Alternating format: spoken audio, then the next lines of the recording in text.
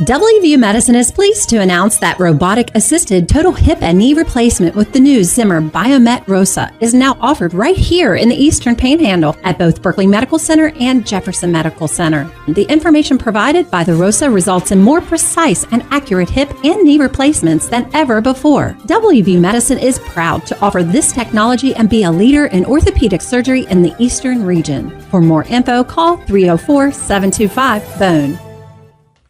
With 4 new car dealerships and 4 used car dealerships in 3 states, Parsons is the largest used car and fastest growing new car dealer in the tri-state area. Take Parsons Ford with huge savings on hundreds of new Fords, financing from 0%, Parsons' goal of financing for all, and Parsons' famous above-market trade-in allowances that help make Parsons #1 for used cars too. See why so many won't buy anywhere but Parsons Ford in Martinsburg. We became #1 by making you #1 first. Parsons. We are the Skinner Brothers. Most folks only need a lawyer once or twice in their lives, and when they're injured or in an accident, most people don't know what to do. We get it. It can be overwhelming. Nobody likes to be told you need a lawyer, but that's why we're here. We want to get you back to your normal life and help you recover. So if you or a loved one has been in an accident, give us a call. Let us figure out how we can get you compensation. Reach us at SkinnerWins.com or Google Skinner Lawyers. We'll treat you like family. The following is a special sports broadcast presentation of Talk Radio WRNR Martinsburg. Play ball! It's time for the excitement of American Legion Baseball, featuring the Berkeley Post-14 Hornets. The next pitch to Baden Hartman is cracked out to deep left field. That ball is gone! A 3-run homer! Let's go live to the field and join our Talk Radio WRNR broadcast team.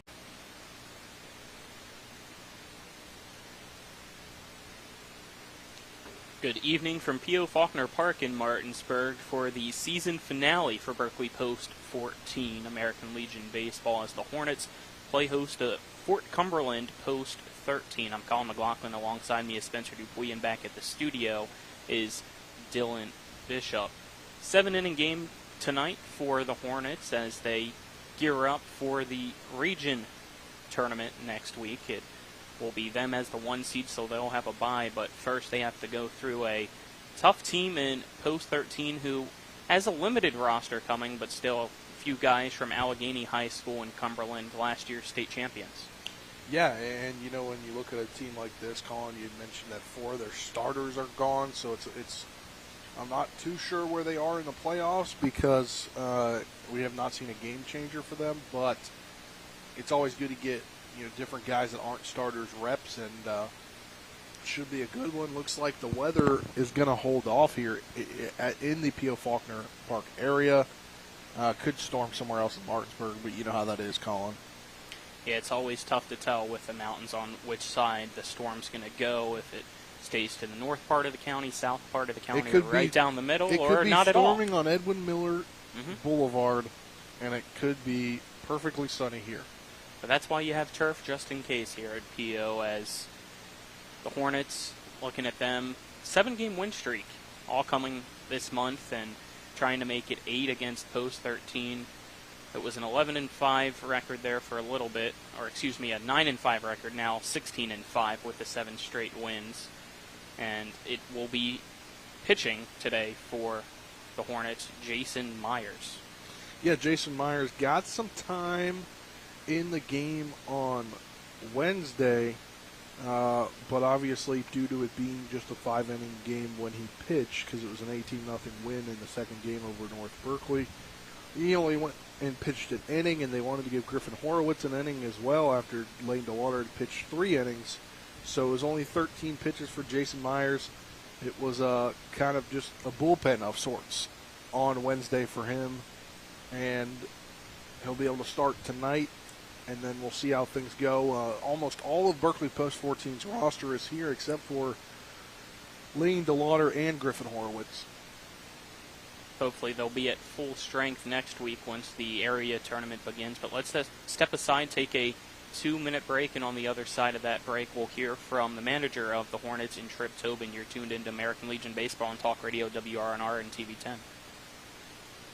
This is Eric at Hancock Chevrolet. Over the last decade, the way we buy things have evolved. Now, you get on your phone, click Want It, and it shows up at your front door. At Hancock Chevrolet, it is that easy. We've changed the car buying experience on the I-81 corridor forever. And with a return policy better than Walmart, there's absolutely no reason to buy a new or used car, truck, or SUV anywhere else. Just like Amazon, Hancock Chevrolet will deliver the vehicle to you, where you are, and on your time. And if you don't want it, return it. No questions asked. Why waste your time in a car dealership playing the dumb back and forth games? Besides, we hate it more than you do. I assure you, no dealership from Winchester, Virginia to Washington, D.C. will beat our price. No dealership from Cumberland to Baltimore, Maryland will beat our price. And no other dealership will allow you to return it if you don't want it. Hancock Chevrolet absolutely provides the best experience at the best price. Visit HancockChevy.com to schedule your VIP experience. Click on the vehicle you want, and your new ride will be delivered to you at no risk. See dealer for details.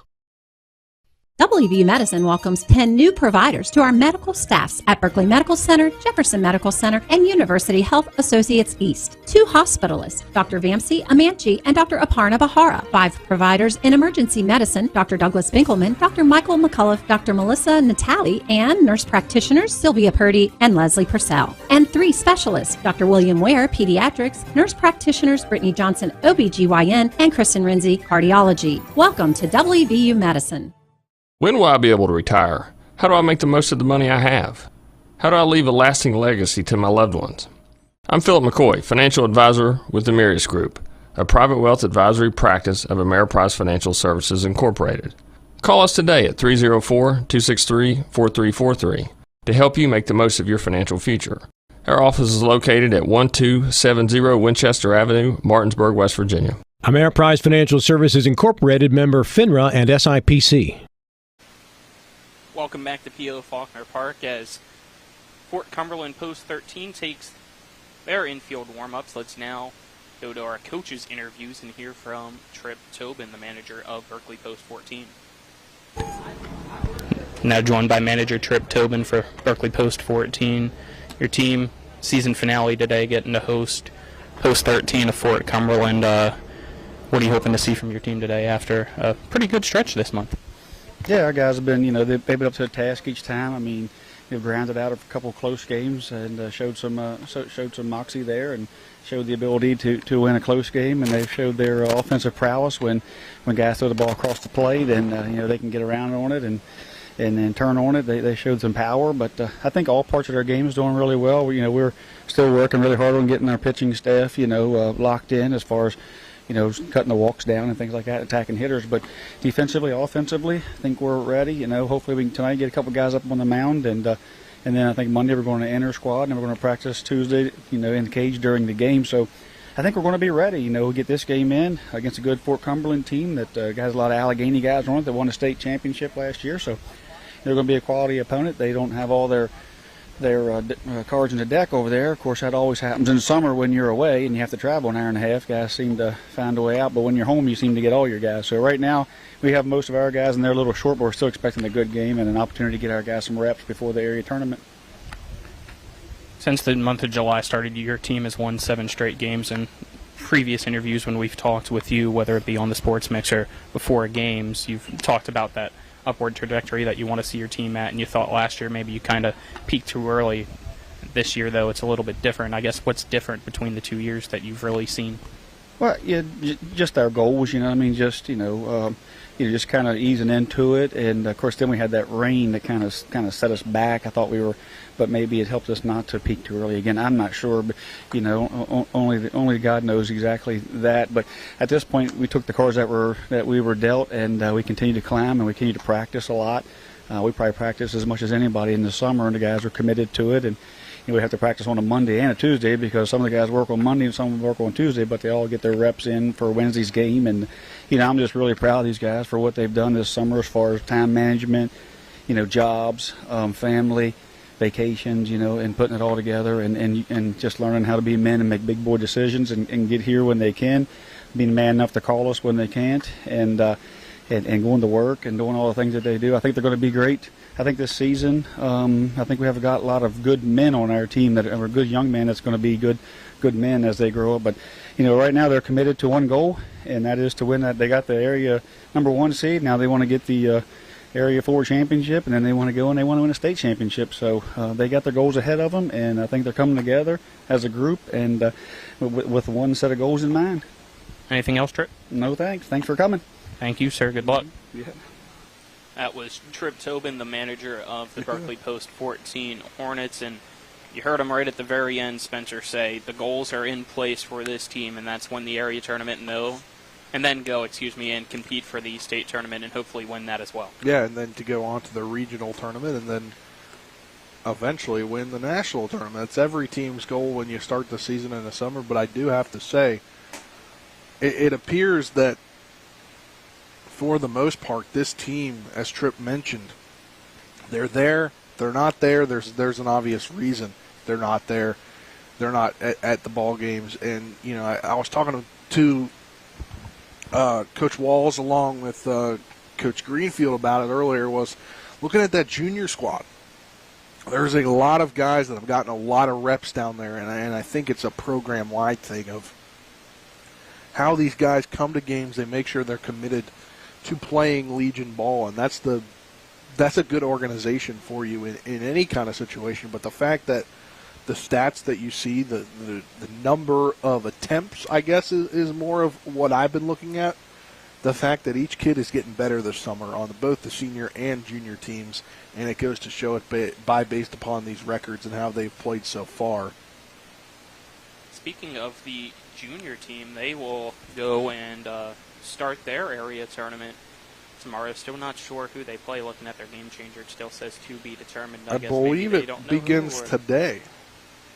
I believe that tournament begins today, so whoever wins today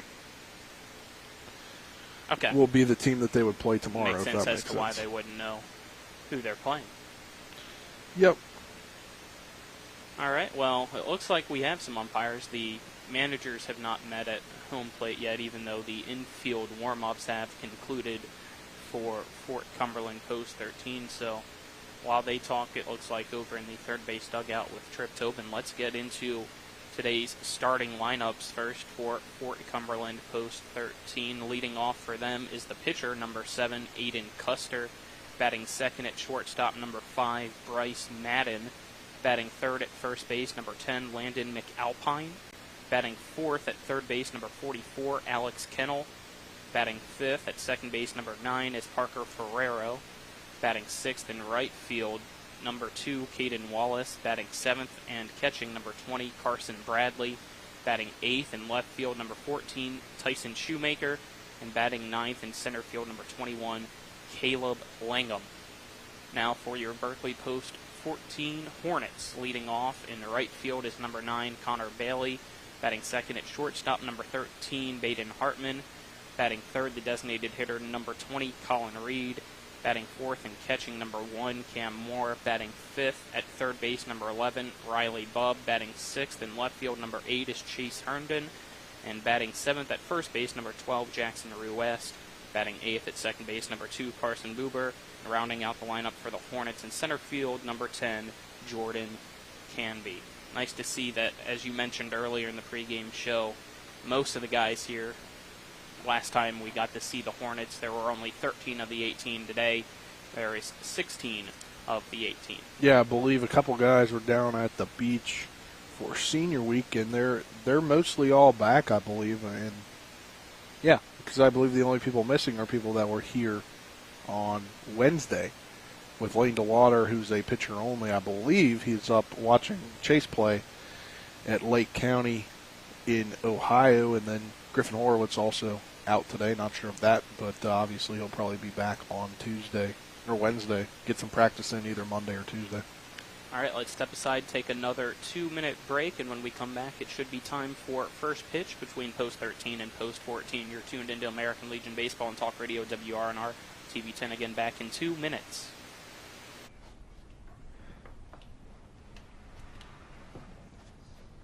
Really? Yeah. Oh my gosh.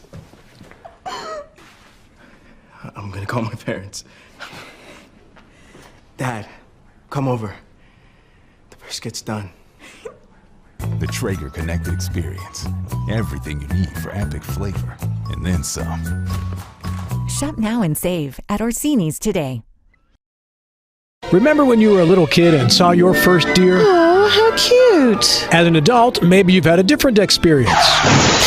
Where'd that come from? Bambi mess up your dream machine?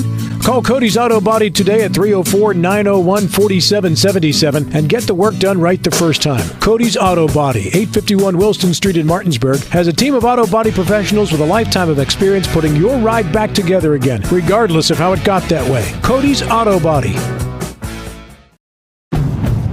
The Honda HR-V, CR-V, Pilot, Passport, and Ridgeline. They all have one thing in common. They never back off from a challenge. Available with all-wheel drive, the Honda SUV lineup has the performance you can count on and the capability to amaze.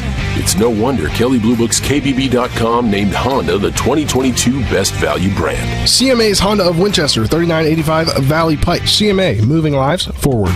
Based on 2022 brand image awards from Kelley Blue Book, visit KBB.com for more information. My kids, you know I want the best for you, don't you? We need to have a conversation. End-of-life planning is no one's favorite discussion, but the relief of having everything in place when the hour of need arrives is a gift. Give it to your family. Plan ahead with us. Brown Funeral Homes, a leading provider of cremations, invites you to explore the many flexible options of cremation. From environmental considerations to the benefit of greatly reduced cost, it may be the perfect answer for your family. Online at brownfuneralhomeswv.com. Brown Funeral Homes, here for you. We welcome you back to P.O. Faulkner Park. Colin McLaughlin alongside me is Spencer Dupuis. Dylan Bishop back at the studio here for Talk Radio WRNR and TV10. Some American Legion baseball action tonight between the Berkeley Post 14 Hornets and Fort Cumberland Post 13, as both teams talking amongst one another before they take the field.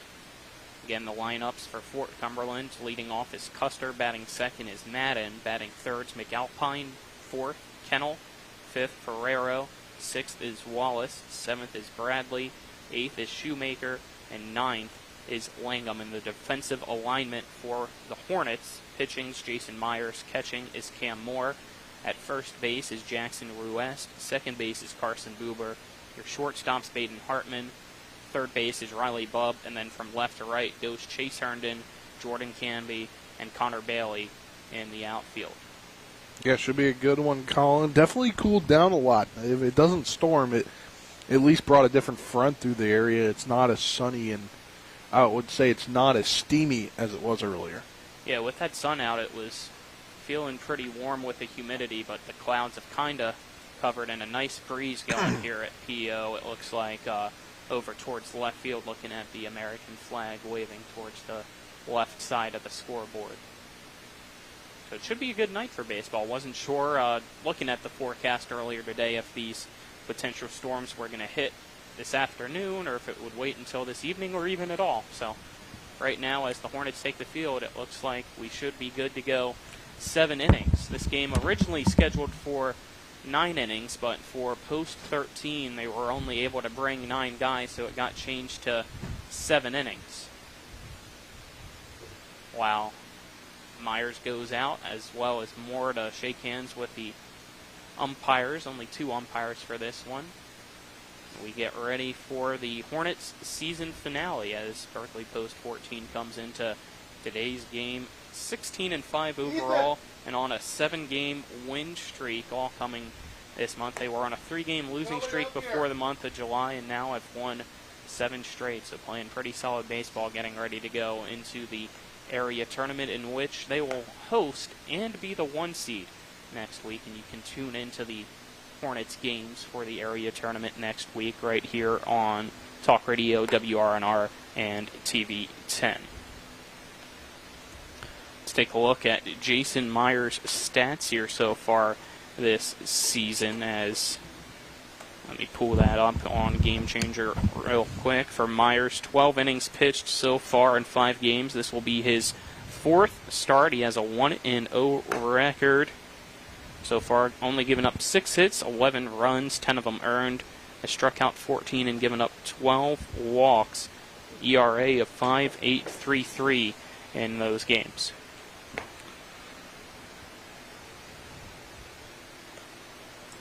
Myers looks like takes a few more warm-ups before he goes up against Custer, Madden, and McAlpine. Those due up for Fort Cumberland.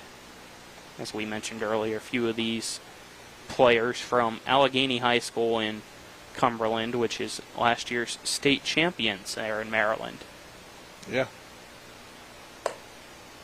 We'll see how they do because, as you also mentioned earlier and what we learned from from their coach, 4 of their typical starters not here. Yeah, 4 of their typical starters not here, but it's baseball. Any given day, as they say. It's now the leadoff batter, and Custer will step into the right-handed batter's box against Jason Myers as the infield, along with the catcher and Cam Moore, meet up on the pitcher's mound before going back to their spots. Myers looking over at his dugout one final time before we get ready to start. A little bit behind schedule. Right now it's 6:34. It looks like will be first pitch. The first pitch from Myers swung on and missed by Custer for strike 1. Yeah, Myers looking like he had the heat there. Myers sets the 0-1 wind-up kick and the pitch to Custer. Another swing and a miss for strike 2 as that fastball blows by him. Custer takes a practice chop out of the right-handed box before stepping back in. And this 0-2 pitch almost takes Custer's head off. He has to duck underneath it for ball 1. Now 1 ball, 2 strikes to the leadoff batter for Fort Cumberland. Myers gets the pitch call from Cam Moore. And it misses inside for ball 2. That one made Custer jump back a little bit. Almost thought it grazed his jersey, but just missed. Count now even. The windup and the pitch from Jason Myers. This time misses outside, so Custer has fought back to make the count full at 3 balls and 2 strikes to lead things off here in the top of the first. Yeah, for Myers, I just think obviously coming out maybe just a little too amped after those 2 going up 0-2 in the count. Payoff pitch, fouled off over to the first base dugout. Keep the count full and we'll redo it.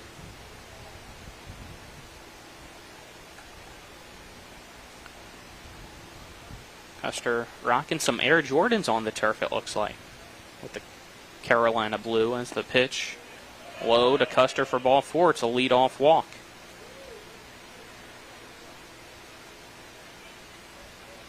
It's something on the turf here at PO that is different to really see is the shoes that some of these kids wear, whether it is turf cleats that they have that don't have the metal spikes or if they go sneakers. Yeah, I guess it just depends on if they have the turf shoes or they don't. But sometimes you see the rare basketball shoes. Yeah. I saw some recently, that was a good strike in there from Myers. I saw something recently where somebody had custom cleats made. They were Jordans, but they were cleats. And it was like a Little League player. I was like, that's kind of tough for a Little League. No balls, 1 strike to Madden, who's now up the bat for post 13 as Myers checks the runner, who's going now on the throw. Throw from Moore. Looked like it was on point. Hartman made the tag, and Custer's out. So it doesn't matter that he walked him. So he gets him out there and takes the base runner off the board. Now the count 0-2 to Madden with 1 out in the top of the first as Custer's caught stealing.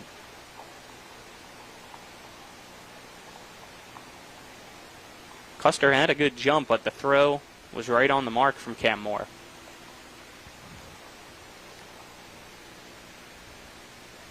Myers sends the 0-2 pitch to Madden. Try to get him. Sorry, they're calling. Off-speed pitch that misses high. Yeah, try to get him to chase there. Didn't work. Chase high. 1 ball, 2 strikes. Myers sets on the rubber, the kick and the pitch. Swing and a miss for strike 3 for out number 2.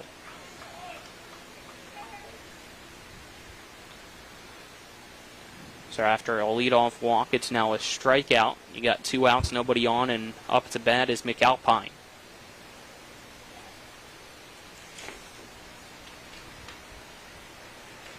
McAlpine steps into the box on the right-handed side. Wind up in the pitch from Myers.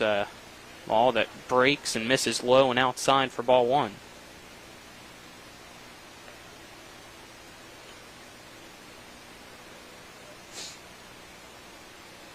McAlpine steps back in. His dad, the manager of the Post 13 team, as he swings, and this one hits the turf and skips off Cam Moore and goes over to the right side of the field. Count now 1-1.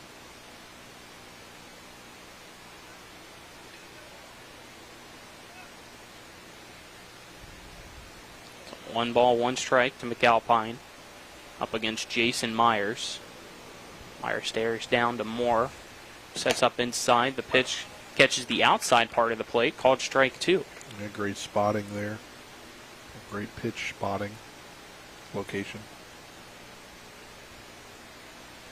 If this game was being played in Cumberland right now, Colin, it'd be in a delay. A 1-2 pitch. Line drive into right field. Sliding, and it goes off the glove of Connor Bailey and drops down. Yeah, that's a tough one there in right field. I feel like Connor Bailey this season has played a lot of left field, not too much of right field.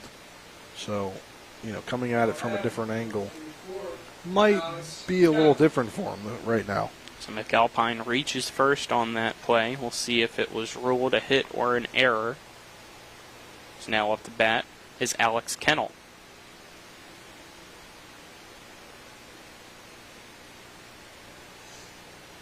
Looks like that one ruled a hit. The fastball to Kennel misses high for ball one.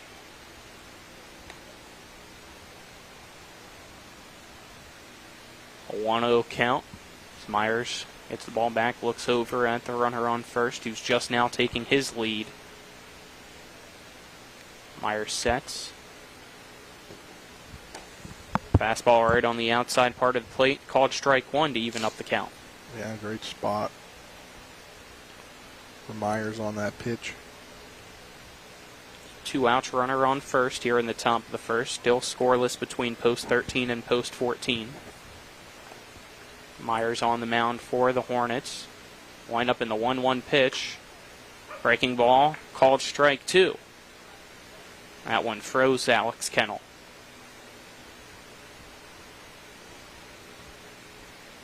Kennel steps back into the box after tapping his shoes with the head of his bat. 1-2 delivery. Misses upstairs. Even up the count at 2 apiece.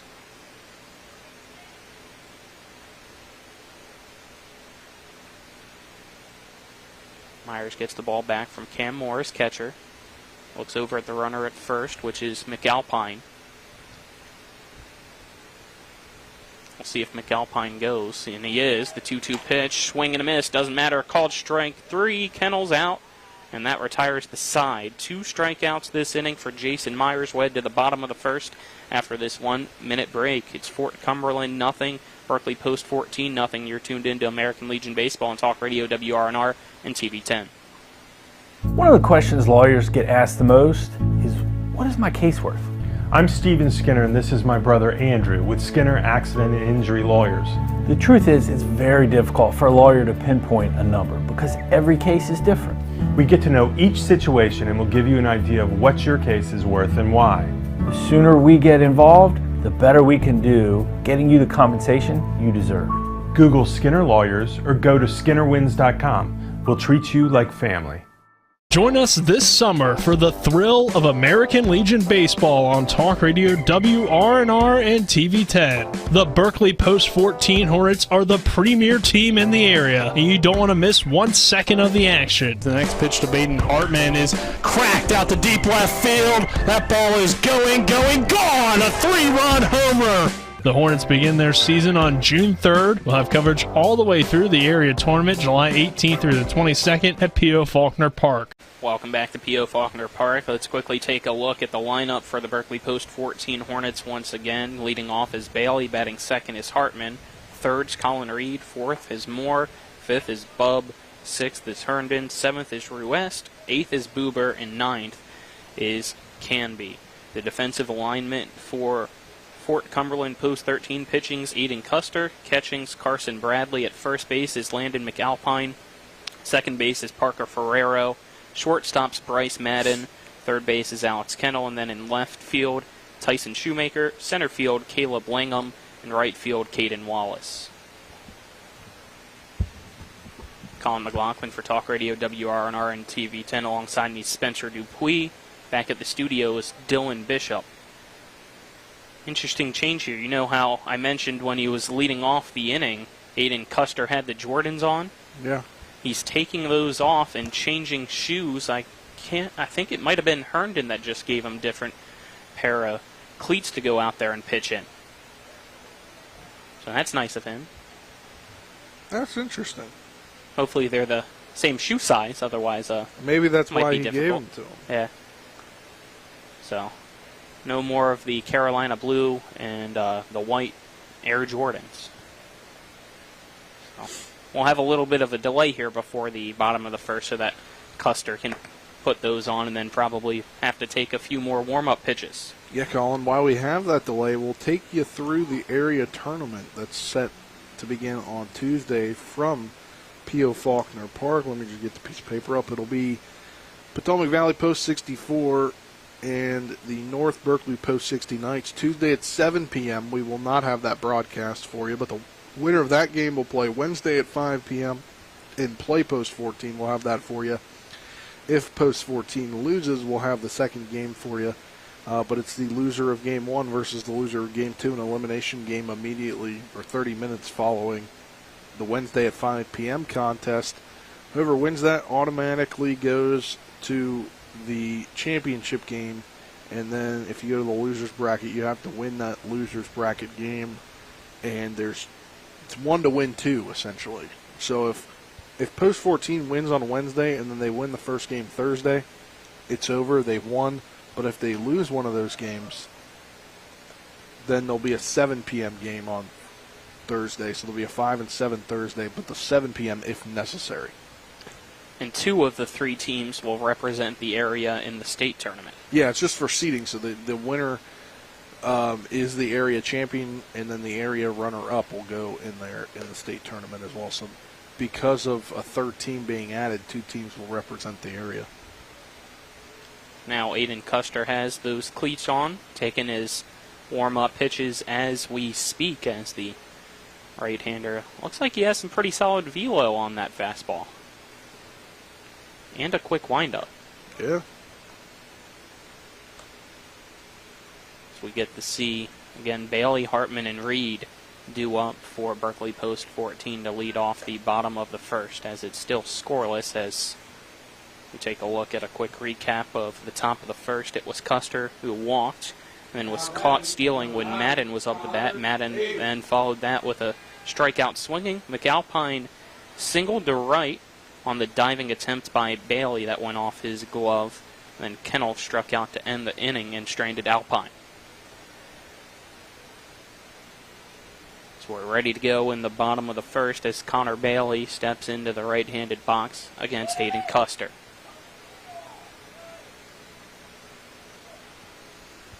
First pitch, fastball outside, called ball 1.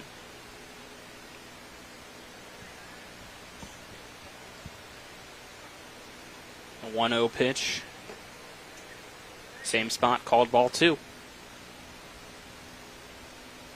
Now 2-0 count to Connor Bailey to lead things off for the Hornets. 2-0 delivery, skips right off the turf and called ball 3 as that one was right in front of home plate. Yeah, you got to figure Bailey's just going to keep the bat on the shoulder until he sees a strike. 3-0 pitch from Aiden Custer. Misses outside. It's a 4-pitch walk. There you go. Just like I said, keep the bat on the shoulder. He takes the walk on just one more pitch. Now Baden Hartman up to bat for the Hornets. Yeah, Baden Hartman, obviously, we've seen him do damage in this ballpark earlier on in the summer.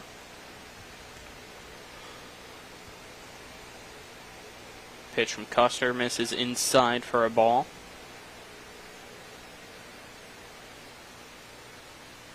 He looked comfortable a little bit during his warm-up pitches, but right now has struggled to find the strike zone. It's 5 straight balls as Custer sets the 1-0 pitch. Make it 6 straight as that pitch misses outside for ball 2 to Hartman. Yeah, that's 6 straight balls, and not a way to start out the game, especially when your team is short some players, so you can't immediately go to the bullpen. Fastball right on the outside edge of the plate and called a strike to make it 2-1 to Hartman.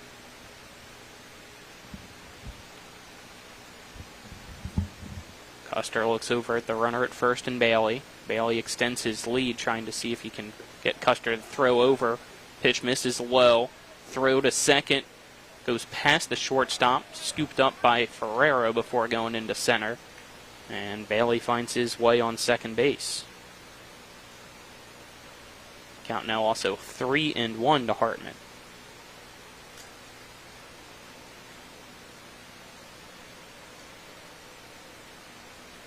One pitch. Big swing and a miss from Hartman for strike 2 as he was ahead on that changeup. Yeah, Baden, one of the only unsigned players left, senior or graduate-wise, for this Berkeley Post 14 Hornet team. He wants to play at Frederick Community College, but I'm not too sure if he's officially committed yet. Pitch misses low and away for ball 4 as Hartman wanted to chase that one, but was able to hold the bat back. So it's back-to-back walks. Runners on first and second, nobody out. Now up to bat is Colin Reed. We saw this on Wednesday in Game 1. Colin Reed comes up to bat, I believe, after a walk, and he went yard on Wednesday. Custer's pitch low and away for ball 1 to Reed. We'll now have a mound visit for Fort Cumberland Post 13. And as you mentioned, Spencer, with them only having 9 guys, you'll have to have a defensive swap if you need to change pitchers. Yeah, and obviously this early, you don't want to make that swap. Looks like it's just a little bit of a pep talk from Coach McAlpine. But he is signaling to, I believe that was Tyson Shoemaker in left field, keep that arm loose just in case things go bad here early. Yeah, that's not necessarily something you want to have to say as a coach right now, just in the bottom of the first. Still nobody out, and runners on first and second after back-to-back walks issued by Custer to Bailey and Hartman. 1-0 count to Colin Reed. As Custer sets, runners going. Reed squares up the bunt but pulls the bat back. The throw to third from Bradley off the mark as it pulled Kennel off the bag. So now 2 runners in scoring position after you have Hartman on second and Bailey on third, and a 2-0 count to Reed. Yeah, no outs yet. The bottom half of this first inning. Custer looks at the runners to his right side. 2-0 pitch, called a strike, make the count 2-1.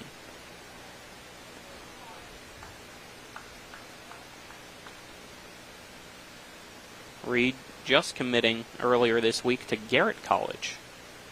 Yep, right in that Cumberland area. And it's a grounder right down the third base line and fair into left field. Bailey will score. Hartman rounds third, headed home. He will score. It's a 2 RBI single for Colin Reed in the bottom of the first to give the Hornets the early 2-0 lead. Yeah, what a great piece of hitting there. Down the line, stays fair. And now it's a 2-0 lead. Just like on Wednesday, Colin Reed gave him a 2-0 lead. This time it wasn't a dinger.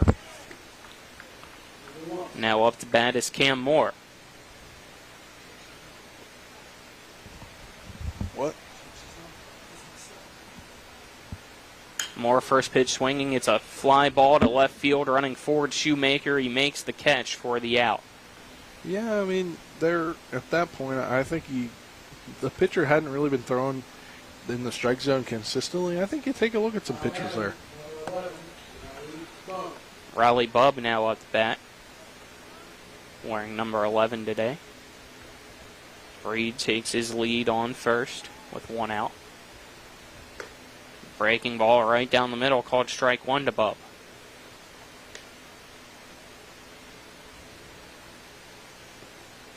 Bubb changed his number for today. Not sure if something was wrong with his jersey, but he's now wearing the 11 for the rest of the season. Fastball misses outside. Bradley has to shuffle over to the right to keep that one from going to the backstop.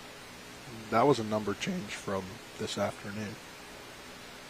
Yeah, I wasn't sure if he was just missing a blue jersey, didn't have a blue jersey, but was given the number 11 blue jersey earlier, as he sends a line drive to right center field. Langham tracks it down, makes the catch for out number 2. The back-to-back flyouts by Moore and Bubb gives you 2 outs, and the runner still on first with the 2-0 lead in the bottom of the first for Berkeley Post 14. It's Chase Herndon now up to bat.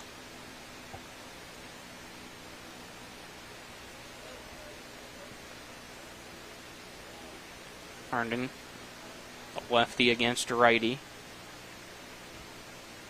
It's Custer's pitch. Right down the middle for strike 1.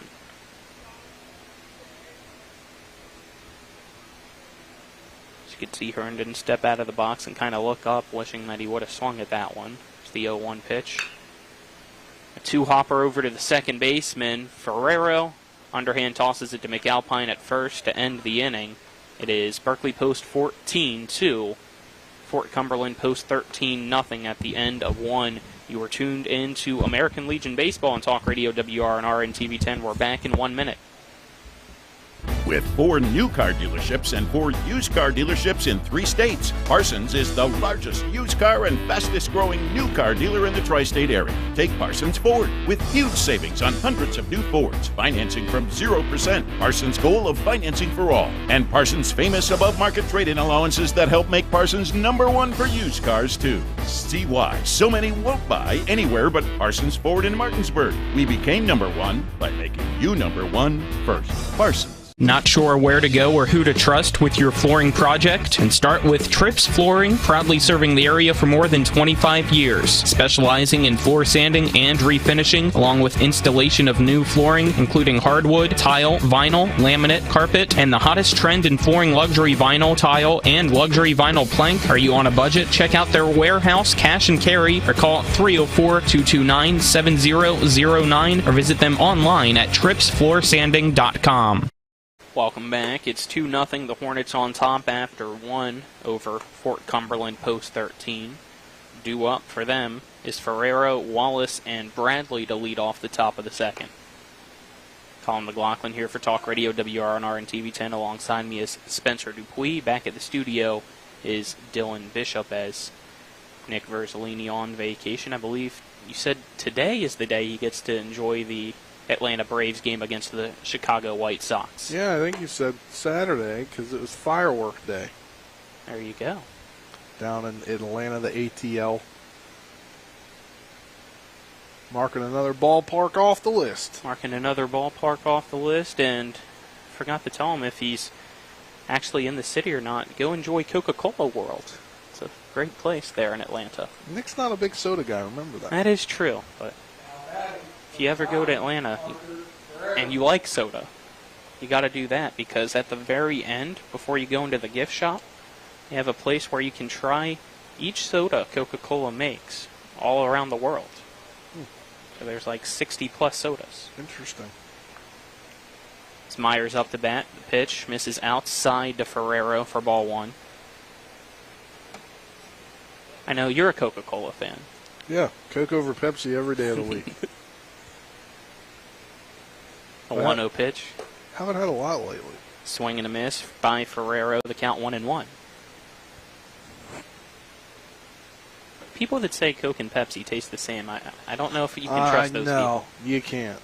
It's the 1-1 pitch. Misses outside for ball 2. But also, anybody that doesn't like McDonald's Coca-Cola, something's wrong with them, because McDonald's Coca-Cola is like here, calling all the way up. As you wanted to make sure for radio that people don't all the way up, and regular Coke's like down there for, normal pitch from levels. Myers misses outside for ball 3. See, the Coke that I like is actually Coke Vanilla. I like a little bit more of the vanilla, almost to kind of give it a float taste. I don't know about that. A 3-1 pitch to Ferrero. Swing and a miss for strike 2. Myers got a little movement on his fastball tonight, it looks like. Being dead red right here, that's I am. A 3 balls, 2 strikes to Ferrero here in the top of the second. It's Berkeley post 14 on top 2-0 over post 13 out of Fort Cumberland as the fastball misses high for ball 4. And it's another leadoff walk to start things off for post 13 in another inning. Yeah. Dylan chimes in from the studio and says he is a Cherry Coke guy personally. Never been a Cherry Coke guy.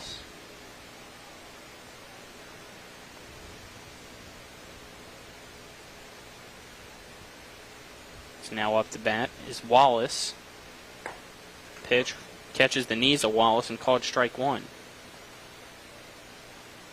Did you ever try last year the kind of new mystery flavors or whatever the Coca-Cola made? No, I'm honestly just a regular Coke guy myself. I don't like to add in flavors. Okay. Although you can give me the cherry vanilla. Those combined, something about it. That's like a limited run Coca-Cola. This one for Wallace was fouled over to the third base dugout. The count now 0 balls and 2 strikes to him with a runner on first. And Ferrero, after he led off the top half of the second with a walk. Ferrero takes his lead. Myers sets on the mound. Kind of side-eyes Ferrero. We'll see if he goes. Wind up in the pitch, and the breaking ball slips and stays high. The count now 1-2 to Wallace. Myers kind of wipes his hand off before the 1-2 pitch. Shakes off the first call from Cam Moore. Looks over at the runner. And Ferrero at first. Sets. 1-2 kick and delivery. Up and in. Called ball 2. Now 2 balls and 2 strikes to Wallace against Myers, as that was pitch number 30 for Jason Myers. Yeah, already here in the second inning, pitch number 30. 2-2 pitch. Misses again high for ball 3.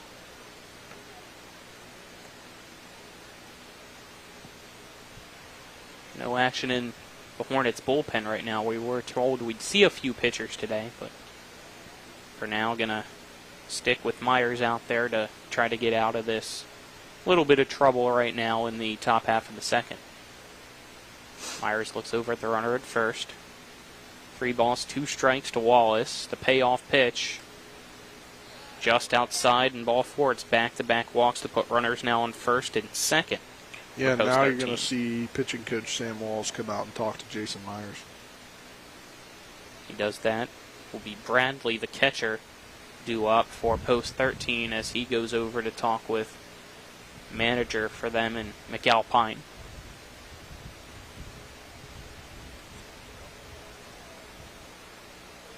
Myers will talk with Coach Wallace as Cam Moore goes out there as well to talk with him.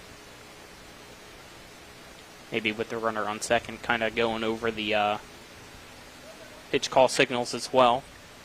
Have to change them up with the runner there. Make sure they have a sequence or something. You never know. But it is concluded as they go back to their spots, and it'll be Wallace up the bat.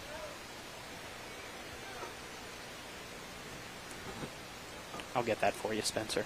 Thank you. I almost missed it as well. Too. Come on. Can't call me out like that and then almost miss it. I made it, though. Yeah, I almost made it, too. The fan speed and the wind is what... Yeah, you got velocity. One going behind you, one coming in. Yeah, and then one coming from this side. We got That's 3 true. angles of wind movement, air movement. Pitch to Wallace from Myers. Misses low and outside for ball 1. Yeah, Myers just right now struggling to find that strike zone, and that's something that he obviously would like to turn around and be able to stay in this ball game, because I figure if you put another runner on, you might think about throwing somebody in the bullpen, and I think they're already going that way. I think Oviedo might be getting warmed up over there.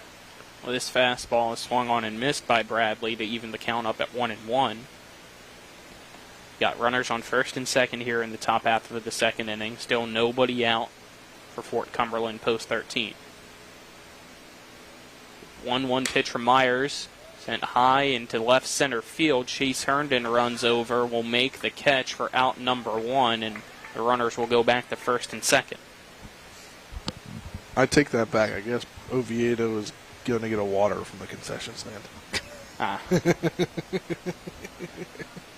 I thought he was going to start warming up. There is somebody back there starting to warm up, but I can't, or at least going through the motions of getting ready to warm up.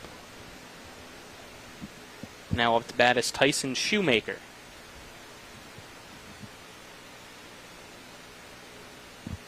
Shoemaker, the left fielder, is. We might see him pitch depending on how things go later.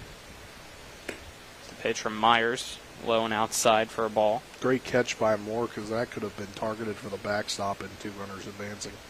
Yeah, that one went into the left-handed box, and Moore had to kind of dive over for that one.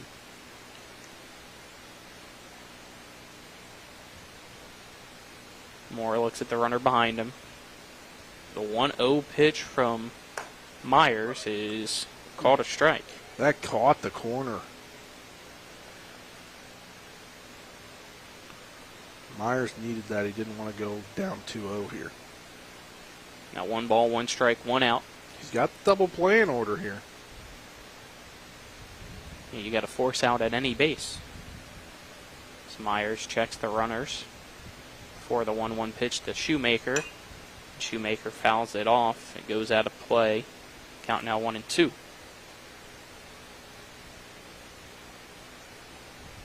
It's 2-0. Berkeley Post 14 leads Fort Cumberland Post 13. Top of the second. Of a 7-inning game today for the season finale for the Hornets. Myers taking his time before the pitch. It's a fastball that misses low. The count now even at 2 balls and 2 strikes.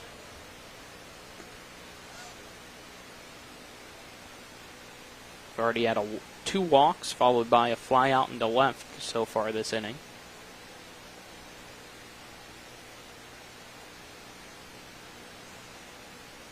The 2-2 pitch to Shoemaker from Jason Myers. This is way outside as Moore again had to dive for that one, and the count now 3-2. Yeah, Moore, obviously a great catcher. Didn't get to catch as much as he would like to during the high school season just because he is such a great athlete. And he could play multiple other positions, and that was where they needed him at times. But I believe he's slated to play catcher, or at least get some time catching at Fairmont State. But we know he can play right. We know he can play short. He can probably play left as well. The 3-2 pitch, way low for ball 4, so that's the 3rd walk of the top of the second to load the bases with 1 out.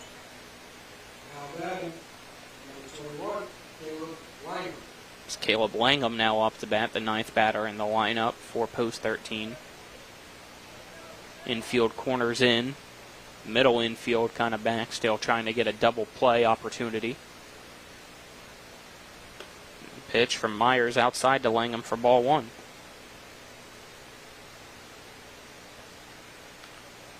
Myers has still struggled so far this inning. Now 3 walks after having 2 strikeouts last inning with only 1 walk. Langham fouls off this pitch into the netting to the right. Count now 1-1.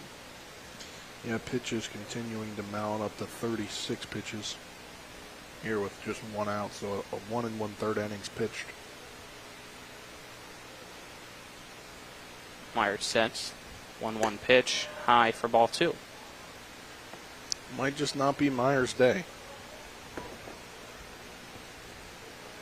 Let's see, it looks like still no throwing, just some stretching over in the bullpen. Yeah. Post 14. 2 balls, 1 strike, 1 out. Bases loaded for Post 13, and fastball swung through and missed by Langham to even the count up at 2-2. Yeah, he got a piece of that one, just barely. But, you know, that's the stuff Myers has. He can throw the ball past a lot of hitters. So Myers sets. Gets ready for the 2-2 pitch here to Langham. It's popped over the press box and out of play to keep the count at 2 apiece. I was wrong when I said 36. He's up to 46 now. My game changer didn't load correctly. No worries, Spencer. Gotta love game changer. Runners take their leads. 2-2 pitch, swing and a miss by Langham. And that's out number 2 and the third strikeout of the night for Jason Myers. So now he's 1 out away from getting out of the top half of the second unscathed. Yeah, and with bases loaded, I mean, you just got to an out at any base. At the top of the lineup, up to bat now is Aiden Custer. He walked his first time up and then was caught stealing. Pitch from Myers, swing and a miss for strike 1 from Custer. Yeah, that ball had some movement there and right past the swing.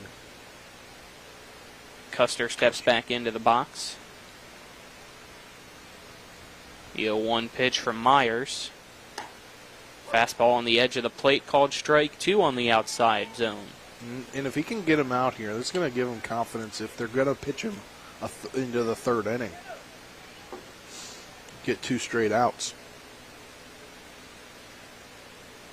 No balls, 2 strikes, 2 outs, bases loaded. Pitch from Myers, misses high to Custer. The count now 1-2.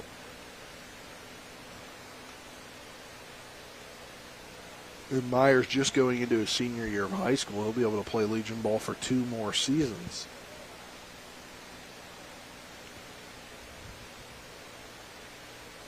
The 1-2 pitch from Myers to Custer. Up and away, almost past Moore. Had to reach out full extension to snag that one to avoid it going to the backstop. The count now 2-2. Yeah, Myers got to pick up the rosin bag out there. Might be a little sweaty on that. Might have noticed it when he threw the ball. Now 2 balls, 2 strikes, 2 outs. Bases still loaded for post 13. This pitch way outside to the backstop. The runners all stop halfway and retreat because of the ricochet off the brick to Moore. Made Ferrero think that he wasn't going to be able to score, so he went back, and the count now 3-2. Yeah, that one came back so fast, and honestly, Moore might have been able to leap if the guy kept running home and get him out because of I could see him in my view the whole time almost. Well, with the count full, runners will be going with 2 outs either way. Jason Myers sets on the mound. Payoff pitch to Aiden Custer. Misses high for ball 4. That's the 4th walk of the top of the second to allow 1 run to score. It's now 2-1. Berkeley post 14 over Fort Cumberland post 13. Now Bryce Madden up to bat. So Wallace is now on third, Shoemaker's on second, and Custer's on first as Ferreira came home to score. Madden 0 for 1 today. He struck out swinging his last time up in the first. The pitch from Myers. First pitch swinging. It's a fly ball to right center field. Bailey's going to make the play to end the inning. So only 1 comes home. They cut the lead in half. It's 2-1. Hornets still on top as we head to the bottom half of the second inning. You're tuned into American Legion Baseball on Talk Radio WRNR and TV 10. We're back in 1 minute. There's a local family moving in our territory. What do you want from me? Taste it. It's really good.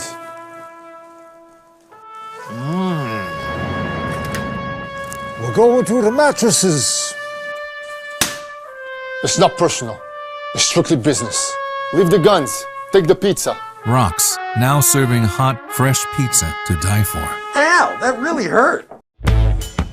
Jambo Construction and Fencing Company, LLC is a veteran-owned and operated company right here in the Eastern Panhandle, West Virginia that specializes in decks, fencing, and hardscaping. Find us on Facebook at Jambo Construction and Fencing to see more of the projects we've completed. For a free estimate, you can call Bo Bartley at 304-268-5452 or Jamie Gall at 304-279-5053. We are licensed and insured in the state of West Virginia, and as Martinsburg alums, we say, go Bulldogs. We welcome you back to P.O. Faulkner Park in Martinsburg, West Virginia. 2-1. The Berkeley Post 14 Hornets lead Fort Cumberland Post 13. Bottom half, or the bottom part of the lineup due up for the Hornets in Ruest, Buber, and Canby. Aiden Custer still out on the mound, giving up the 2 runs with the 1 hit, 2 walks last inning. As he tries to keep the Hornet lead to 1. Both pitchers, though, kind of struggling out there so far today. Yeah, it might be the humidity. Might not be helping them with the ball sticky. That's why you see the rosin. Yeah. You see him going to the rosin a good bit today. Jackson Ruest will step into the left-handed box.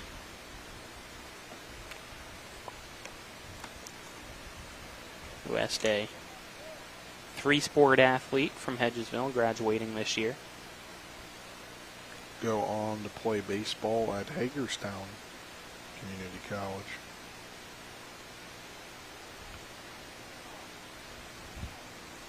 He steps in against Aiden Custer for the first time tonight. Old join high school teammate, Braylon Connor, and I guess post 14 teammate to start the season, but Braylon Connor, unfortunately, I believe broke his finger. Yeah, I can't remember which one it was, but yeah, it was. I couldn't remember if it's hand or finger. During the semifinal. Yeah. This pitch misses low. The count now 1-1 as Ruest fouled off the first pitch. But did hear earlier that there are guys that are wanting to come back and play next year, or that he is a guy that wants to come back and play next year. Fastball catches the inside part of the plate and called strike 2 to Jackson. For his final year of eligibility. Ruest will ground this one over to the second baseman Ferrer. He bobbles it but scoops it, throws over to McAlpine just in time to beat Ruest for out number 1.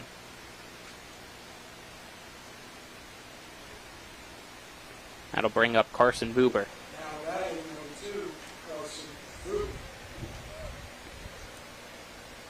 Again, I feel like I'm the only, or Ruest is the only person that I've seen do this. To walk out the other side? As Buber, first pitch swinging, gets grounded foul down the third baseline.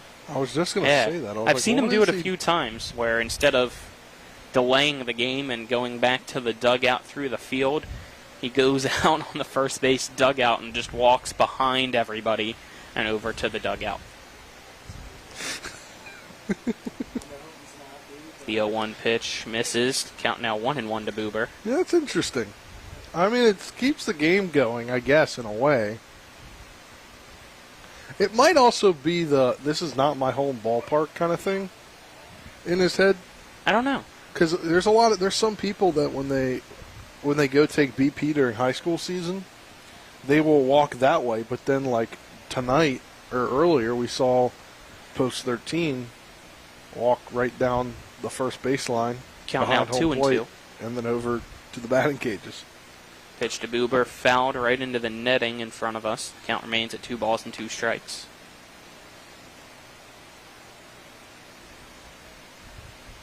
As Custer gets a new baseball, Buber steps back into the right-handed box. 2-2 pitch from Custer. Popped up into shallow center. Running forward is Langham. He makes the catch for out number 2.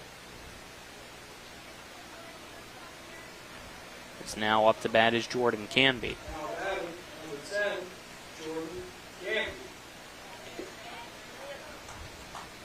Canby you typically see for Martinsburg over the years batting leadoff. Now in the 9 slot for the Hornets. Reverse leadoff. He lets the first pitch go by. It just misses, I believe, inside for ball 1. Sometimes you do see him batting leadoff. 1-0 pitch. Outside called strike 1 to even out the count at 1 apiece. But he's also a guy, when you're at the bottom of the order, you know he's going to take pitches to help you get back to the top of the order. 1-1 pitch from Custer to Canby. Misses high for ball 2. 2 balls, 1 strike, 2 out, nobody on. This pitch way outside. To the backstop, the count now 3-1. It's Berkeley post 14-2, Fort Cumberland post 13-1 here in the bottom of the second of a 7-inning ball game tonight. So it's post 14 season finale as the 3-1 pitch.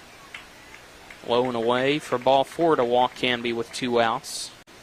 There you go. Just like I said, he'll get you back to the top of the order during the inning.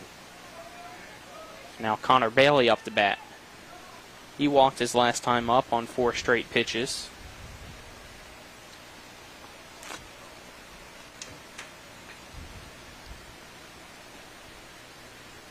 Custer sets. Throws over to first to try to pick off Canby, but Canby goes back to the bag. Yeah, Canby's a guy that you're never really going to get him, I feel like, on that kind of play. He's so attentive to the play, and he knows, I feel like, what's going to happen before it happens. Custer sets. The pitch misses outside to Bailey for ball 1.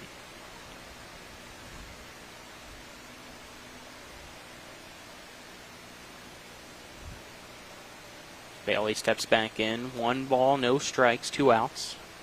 Runner on first and Canby. Pitch outside off the glove of Bradley to the backstop. Canby was going. It just made it easier that one got away. So now he's on second.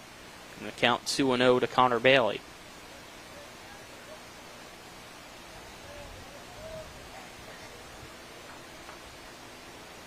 Bailey steps back into the right-handed box now. There's a runner in scoring position for the Hornets, trying to add on to its 2-1 lead potentially as this pitch low and away for ball 3. And doing what a great leadoff man does. Just take pitches, keep the bat on your shoulder, wait till you find your pitch. See all the pitches, make him throw more pitches than he needs to. The 3-0 pitch right at the knees and called a strike to Bailey to make the count now 3-1. Yeah, that's might be one that Bailey would have thought about swinging at, but obviously on the 3-0, definitely not given necessarily the green light. 3-1 pitch, fouled off over the first base dugout and off the barbed wire fence. Count now 3-2. Barbed wire fence gone? Yeah. That's what it hit. I don't know. Can it hurt somebody touching the fence? That's an electric fence. No, barbed wire is where it comes up and it's... Yeah, that's what it is on the top. Oh, I thought you were talking about a different one. My fault. I thought you were talking about the fence out of the field. No, that would be dangerous. As the 3-2 pitch, grounder to the shortstop Madden, throw to first in time to retire the side. It remains 2-1 after 2. We'll head to the third after this 1-minute break. You're tuned into American Legion Baseball and Talk Radio, WRNR and TV 10. Oh, here's... Have you been smoking? I can smell it. Hickory. I'm gonna watch you smoke the whole pack. Shop now and save at Orsini's today. Have you been smoking? I can smell it. Hickory. I'm gonna watch you smoke the whole pack. Shop now and save at Orsini's today.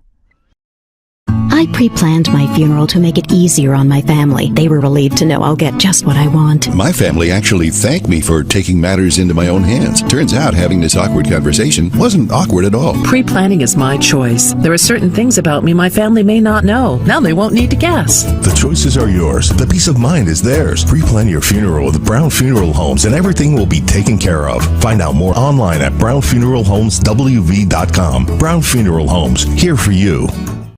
We head to the third inning. Post 14 leads post 13 2-1. It's due up for Fort Cumberland. Post 13 is the heart of the lineup, the 3-4-5 batters in McAlpine, Kennel, and Ferrero. Colin McLaughlin alongside me, Spencer Dupuis. Back at the studios, Dylan Bishop. Looks like there's some action during this half of the inning in the bullpen for Fort Cumberland post 13 as well, as looks like over there is Shoemaker.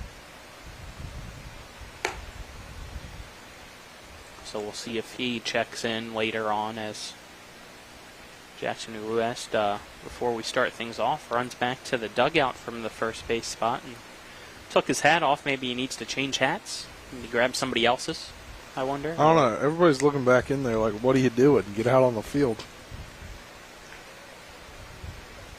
Not sure what was going on I don't there. know, but I don't know if anybody knows there is no first baseman there. Reed's making sure that Myers was waiting for him. Okay, good. Jackson heads back out. Myers is confused as to what happened. Why is he? Yeah, he's like, why is he having to walk back? I saw him walk out here before. He's still confused. Like, you good? Double checking that Jackson gives him permission before he pitches. Pitch to McAlpine. Called strike one at the shoulders.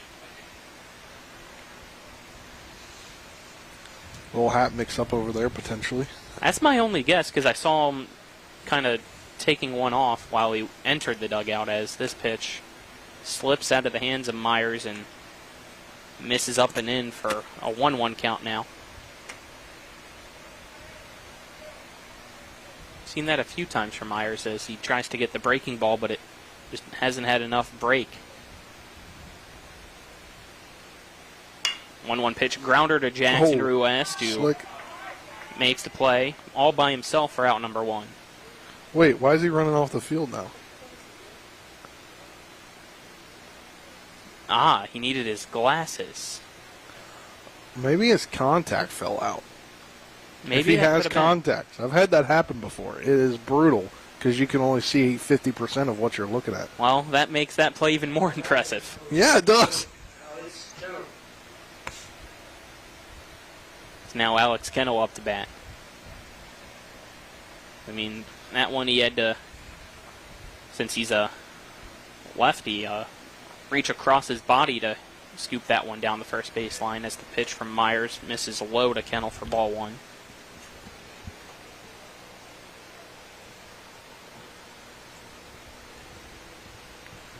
A 1-0 pitch. Fouled off and out of play. The count now even at 1-1. Hornets lead 2-1 here in the top of the third over Fort Cumberland. It's the regular season finale for Berkeley Post 14 before the area tournament next week here at P.O. Faulkner. 1-1 pitch misses high for ball two to Kennel.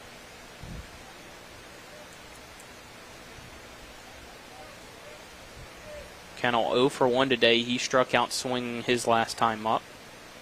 He's 2 of the 3 strikeouts so far tonight for Jason Myers. 2-1 pitch, again high for ball 3.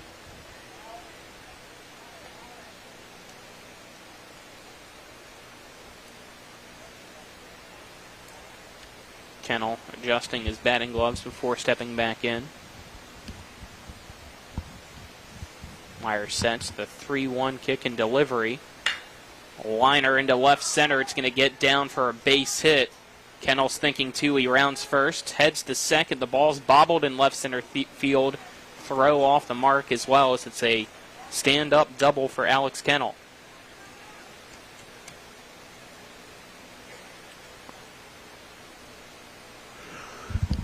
Now Ferrero up to bat. He walked his last time up as a timeout called. We'll have another mound visit for the Hornets. Hornets currently on a 7-game win streak this month. Just before that, to end the month of June, they dropped 3 straight. Sitting at 16-5 now. Yeah, elongated conversation on the mound with pitching coach Sam Walls.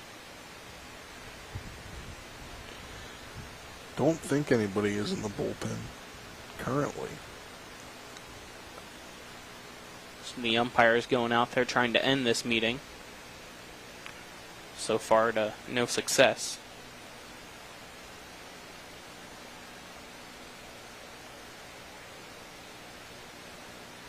Yeah, this is taking a while here. There it is. Myers stays out there, picks up the rosin bag. It's the tying run on second with one out. Ferrero up to bat.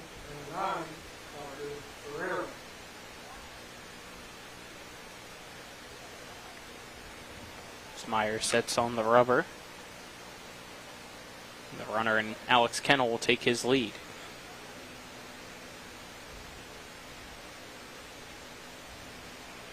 Myers checks the runner behind him. And the first pitch to Ferrero, a fastball outside and ball one. Yeah, not as far out as we've seen Myers throw a pitch today.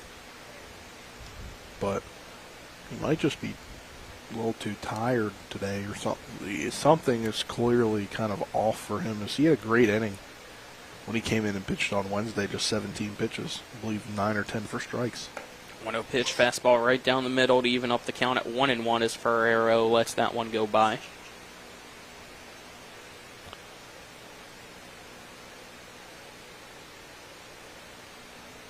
He's definitely got his fastball working, though. 1 ball, 1 strike. Myers sends the pitch to Ferrero. Swung through and missed by Ferrero. The count now 1-2.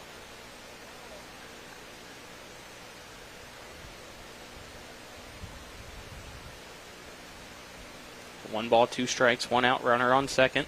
Top of the third, Berkeley post 14-2, Fort Cumberland post 13-1. Myers will step off the rubber before stepping back on. So far, he's 65 pitches in. And this one slips again for the breaking ball. Stays up and in. The count now 2-2.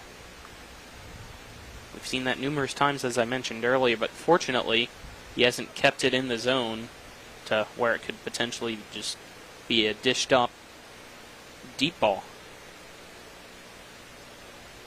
The 2-2 pitch, low and away. Count now full at 3-2.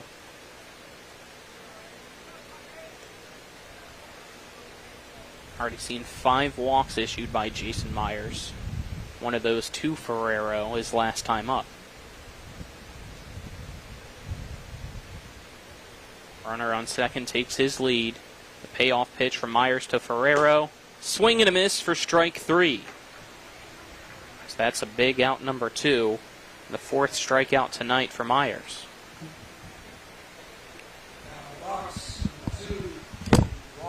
Is Wallace now up to bat?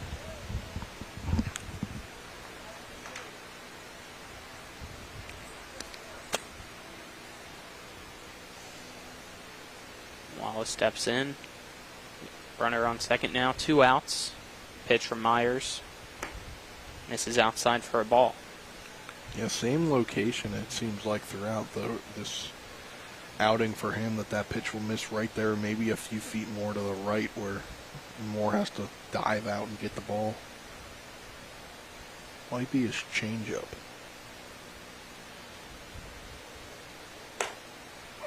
This pitch called a strike, even up the count to Wallace at 1-1. Hey, Nick did go to the world of Coke. Hey. Coca-Cola. There we go.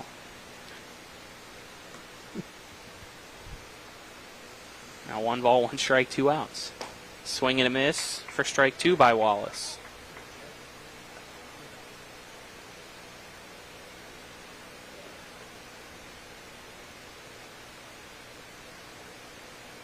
Myers sets, trying to get out of this inning with 1 more strike.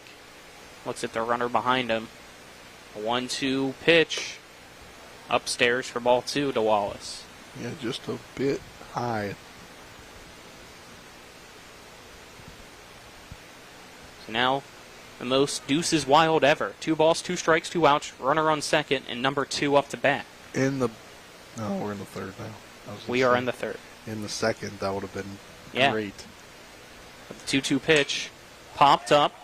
Foul territory over to the dugout. Jackson West trying to make a play, but kind of was shielded off by the batter on deck and Bradley unintentionally. The catcher. And that keeps the count at 2-2.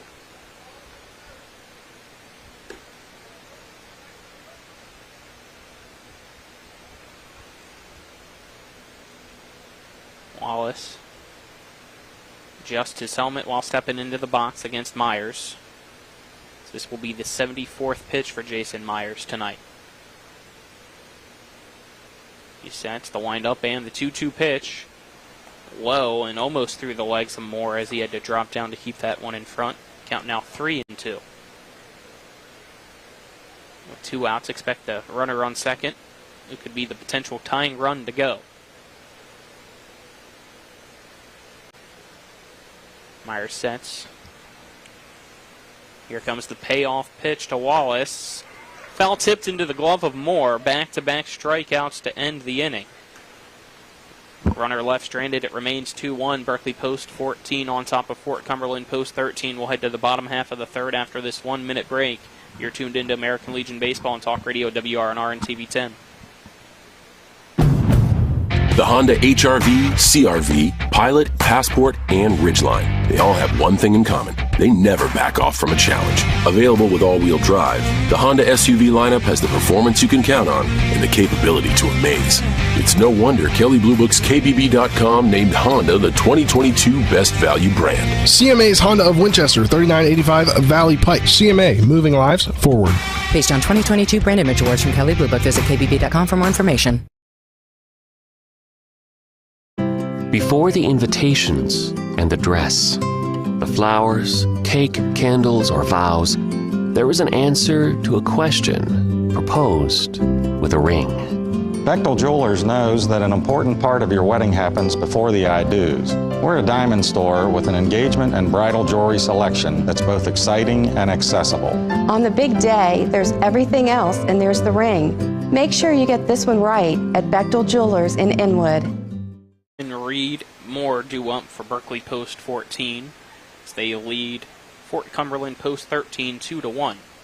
Colin McLaughlin here alongside me is Spencer Dupuis, Dylan Bishop back at the studio. Yeah, just found out some information, I guess.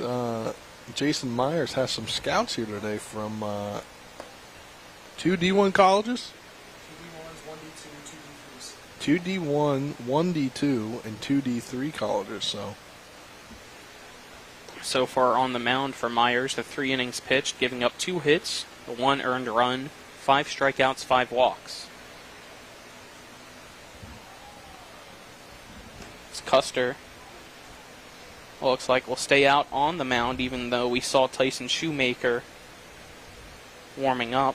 Looks like we have some defensive changes as well going around. It looks like, I think the only thing is that Wallace and Shoemaker have switched spots. So now Shoemaker's in right field and Wallace is in left field. As Hartman up the bat for the Hornets. And he sends the first one into left field over the head of Wallace, and that one's out of here. A line drive solo homer for Baden Hartman in the bottom of the third makes it 3-1 post 14 over post 13.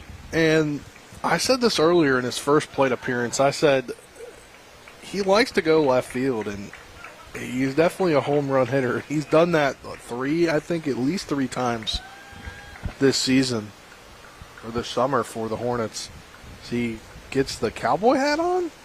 Yes, that is the new home run celebration for the Hornets, is a cowboy hat. Because he sent that one for a ride. He did. And as I mentioned earlier, Reed did it on Wednesday night. Pitch from Custer to Reed. Off-speed pitch that Reed swings and misses at for strike one.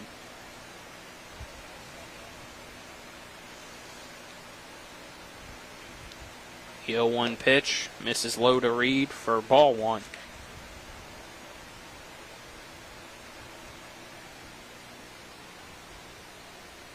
Custer sends the 1-1 pitch to Reed. Again low for ball two.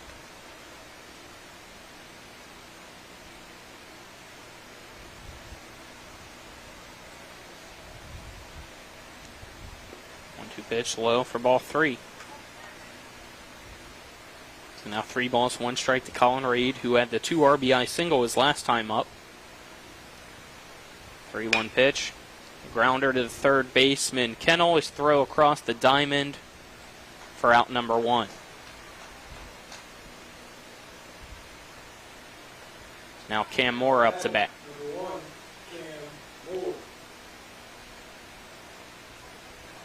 That one kind of in the same spot as the last time for Reed, just this time around Kennel was ready for it down the line. First pitch to Moore. Fouled down the first base line for strike 1.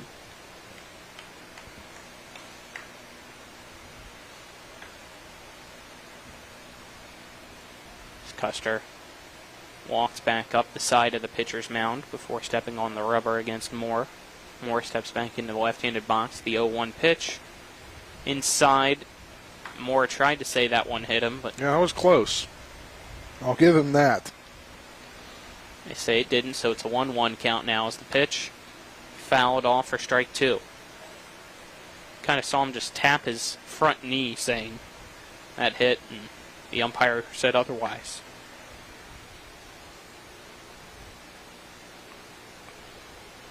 So now a 1-2 count. The pitch from Custer to Moore. Lined right back up the middle. Bobbled by Madden. The shortstop is throw. Wow. Just beats Moore. What a great throw as he was past the bag. And I mean, that was a phenomenal throw by the shortstop. And when he bobbled it, kind of turned him around, so Madden had to spin around and make that throw. It's now Riley Bubb up to bat with 2 outs and nobody on. Pitch from Custer. Catches the outside part of the plate for strike 1.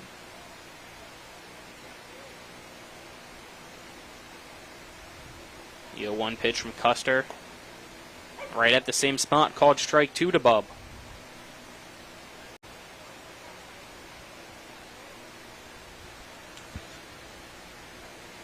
Custer's pitch.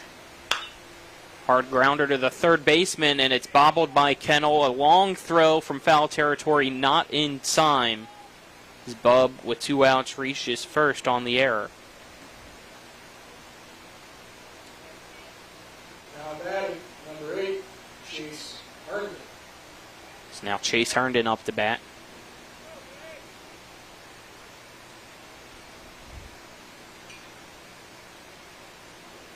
Herndon grounded out to second his last time up, and he sends a hard ground ball down the first baseline and foul.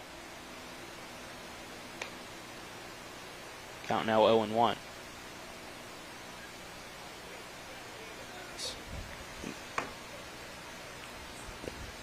No balls, 1 strike to Herndon. Runner on first, and Bob takes his lead. And he'll be chased back as Custer steps off the bag smartly, because on the last pitch it was Bubb that took off towards second for a hit and run situation. Yeah.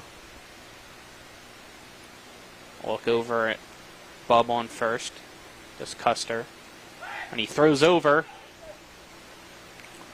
Bubb slides into the bag just in time.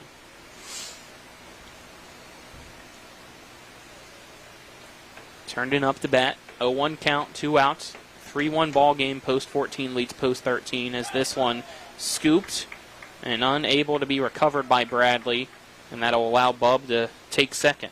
Yeah, nicked home plate umpire Jeff King as it bounced. No worse for the wear, but he's walking it off. Count now 1-1 as I think that one might have got him in the mask, so he needs to shake it off a little bit. Hopefully he's okay. I think it got him in the wrist. Field umpire Keith Allison coming over as well, just to double check. Not really a trainer here on site during these Legion games, so I want to give them some time because they're the only 2 umpires here, so yeah, be a little difficult to only have 1. Could you imagine a game with 1 umpire? Nobody's some little league games that nobody's have getting that, out. yeah. Like nobody's getting the out call at first, unless you can see it from home plate. 1-1 count to Herndon. Runner on second is Bubb. Herndon grounder down the first baseline. Foul. And just foul. Count now 1-2. Hearing some news last night and today that it kind of involves former Post 14 Hornet Kyle West. As we know, about a month or so ago, he announced his intent to transfer to West Virginia University to continue playing ball. It is the big reporting right now is that Randy Mazey will retire and give way to associate head coach Sabins to be the new head coach, Colin. That right now just a rumor, so we'll have to see later on if it's true or not. As the 1-2 pitch to Herndon, low for ball 2. I mean, but that is a per talk sources, of the state. Per sources, I can confirm per sources.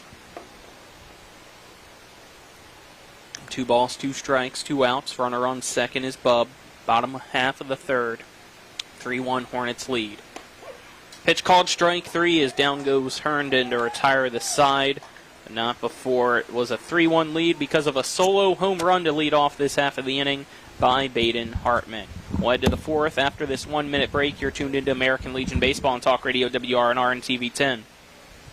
The Palace Lounge in Martinsburg is the place to be. Join us every night to relax and enjoy football or basketball games featuring either the Martinsburg Bulldogs, Shepherd University Rams, or West Virginia Mountaineers. We will have steak night every Wednesday, trip nights every Thursday, and now taco and margarita nights every Tuesday. You can find us on Facebook or call 304-267-7520. The Palace Lounge is located at 1350 Edwin Miller Boulevard in Martinsburg.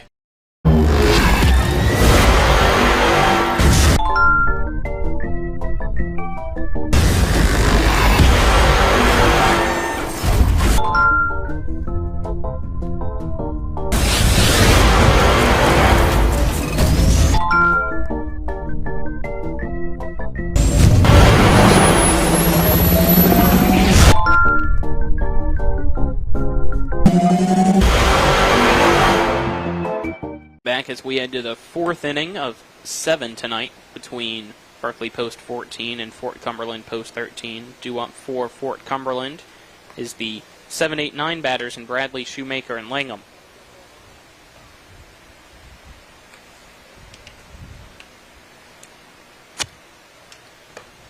Jason Meyer still out on the mound, I believe, for Post 14. Yep. Looks like we do, however. Oh. Or no. It is French. Thank you. Fletcher. Fletcher. It's Caleb Yeah. Fletcher. But I knew he was going to get some time tonight, but initially I did think it was Myers. Only because he's got some scouts here. But then I look to the left and I see Myers right here. Talking with Sam Walls. So now pitching's Caleb Fletcher. Now catching is number 15, Ty Broughton. Let's see if we can check Game Changer to see if there's any other defensive changes or not. See Oviedo out there. Yeah, Oviedo's in the game now. In for Riley Bubb. I believe, yeah. Sifford getting some run in left field tonight, but I believe for Fletcher, as we know, reporting on this at the beginning of baseball season, he was a transfer from a private school initially to a school he reclassified into the class of 2025 it is, Colin. Just a sophomore this year. He's got some D1 interest. We heard from Trip Tobin that potentially some big D1 interest coming, and big in the state D1 interest. First pitch from Fletcher. Called strike 1 to Bradley. That's third base coach just making his way down to third base.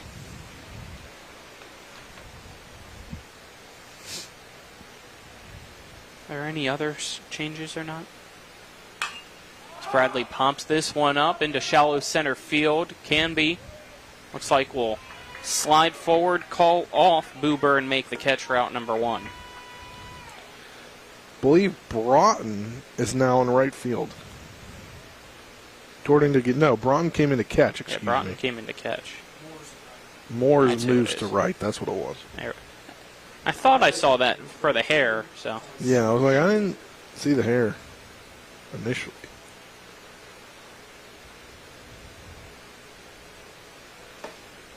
First pitch from Fletcher to Shoemaker, called strike one.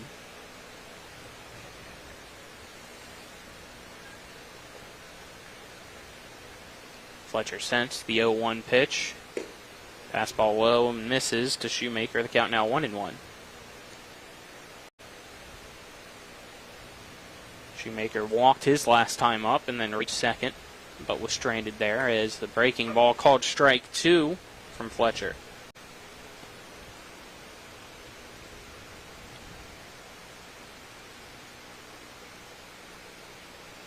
Looks like Ferrero now warming up for post 13 as the 1-2 pitch, another slider called strike three. Down goes Shoemaker as he gets caught looking for out number two.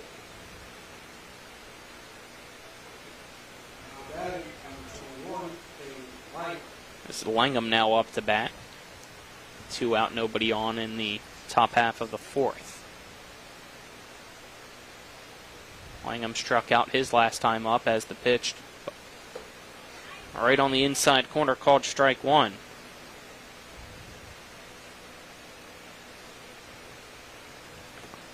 Fletcher sets the 0-1 pitch.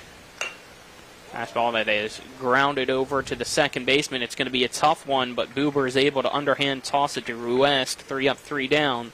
Goes Fort Cumberland post 13 in the top of the fourth. We head to the bottom of the fourth after this 1-minute break. You're tuned in to American Legion Baseball on Talk Radio WRNR and TV 10.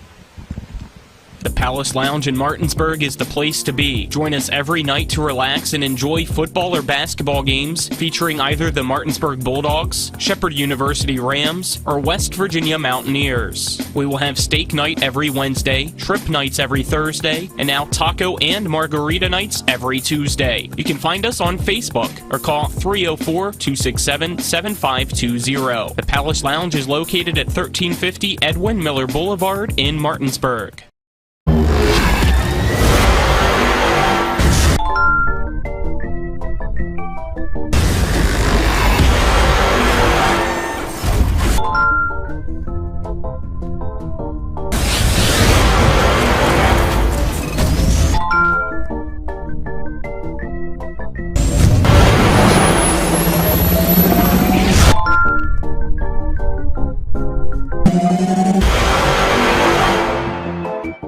Welcome back as we enter the bottom half of the fourth inning between Berkeley post 14 and Fort Cumberland post 13. 3-1 post 14 leads. Due up for post 14 if the 7, 8, 9 batters who Wes Buber can be, as now pitching for post 13 is Tyson Shoemaker. Shoemaker will move from right to the pitcher's mound. That looks like Custer will go out to right.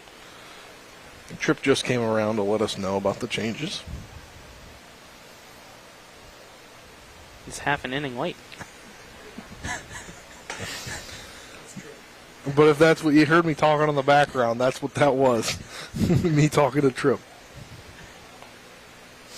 So Chase Herndon out of the game, Riley Bubb out of the game, Connor Bailey out of the game. As they get in Oviedo, Sifford, and Broughton.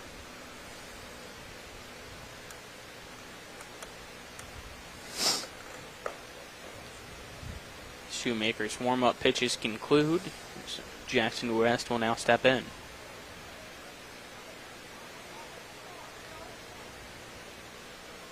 I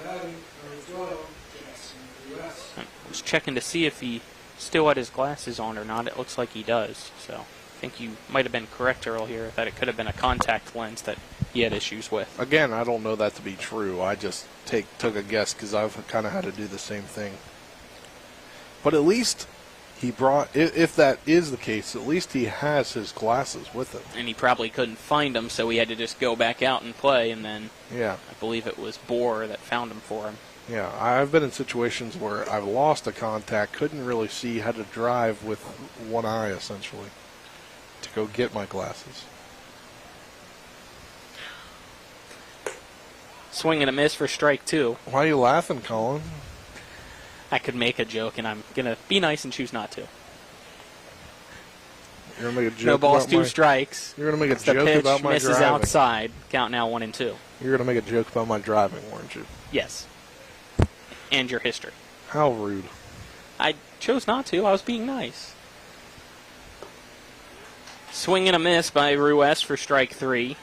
And out number 1 as Shoemaker comes in and gets his first K.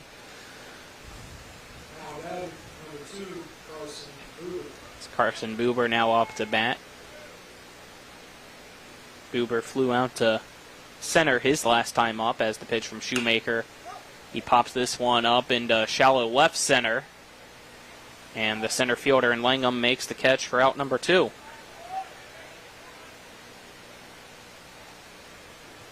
Now Jordan Canby will step to the plate.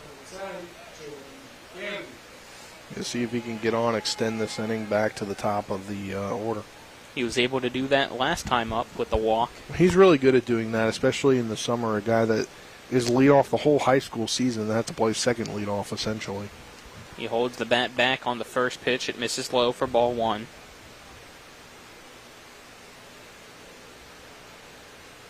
One-0 pitch catches the outside part of the plate and called a strike to even the count up at 1 apiece.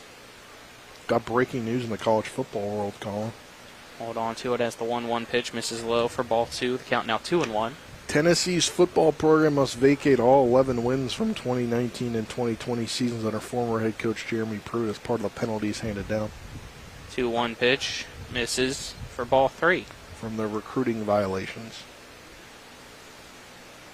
So, it's as if 2019 and 2020 never happened. They have no wins. The 3-1 pitch misses high for ball 4 as Canby walks again tonight. Yeah, he did a great job the last time he was up to flip the lineup, and he does it once again.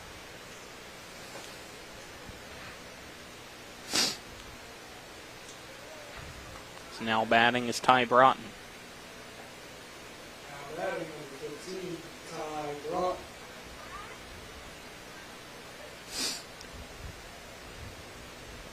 He came in to catch last half inning. Swings at the first pitch. It fouls over to Charlotte Prather Park for strike 1.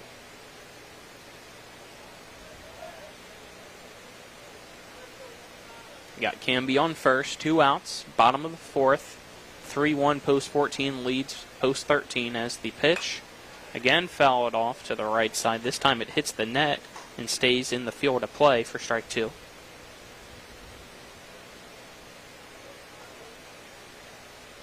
So no balls, 2 strikes now to Ty Broughton.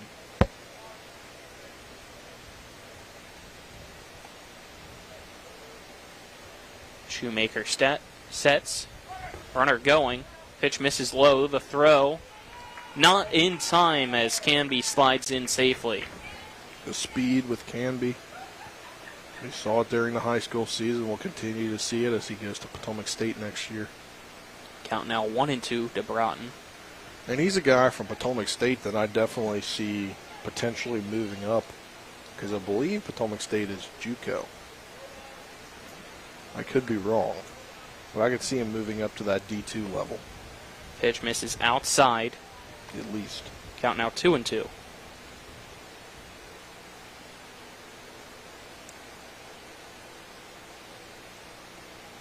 Two balls, 2 strikes to Broughton. The pitch from Shoemaker misses inside the count now 3-2.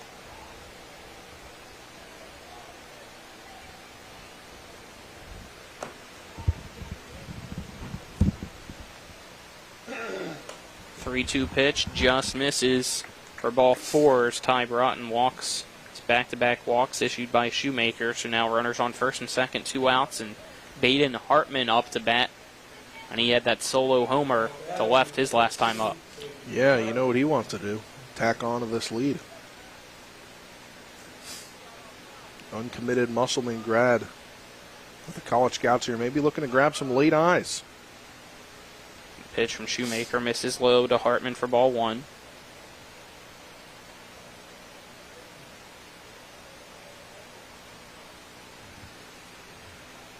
So count 1-0 to Hartman as the pitch misses for ball 2.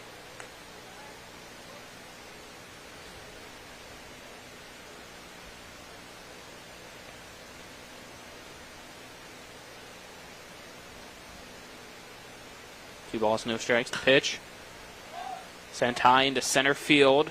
Langham underneath it. Makes the catch for the out. And that'll end this 4th inning. As 2 left stranded, the score remains Berkeley Post 14-3, Fort Cumberland Post 13-1. We'll head to the 5th after this 1-minute break. You're tuned into American Legion Baseball on Talk Radio WRNR and TV 10.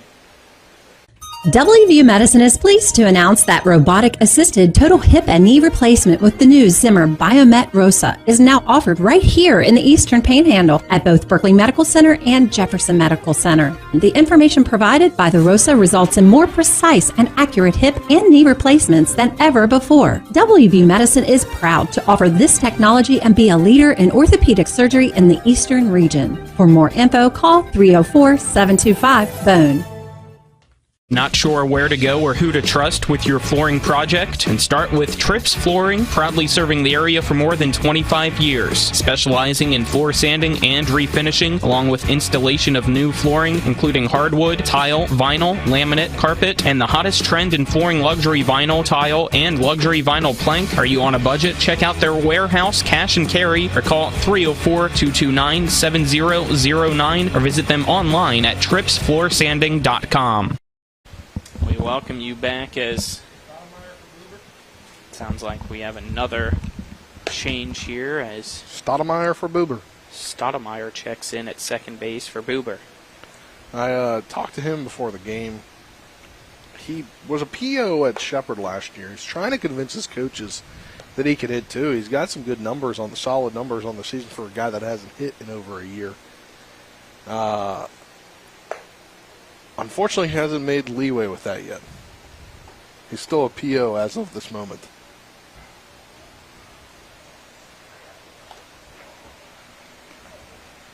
Fletcher still out on the mound for Berkeley Post 14. Due up the top of the lineup for Post 13 in Custer, Madden, and McAlpine.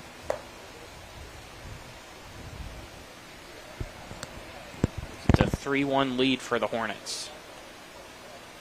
They try to wrap up the regular season with their 8th straight victory. Now batting number 7, Aiden Custer.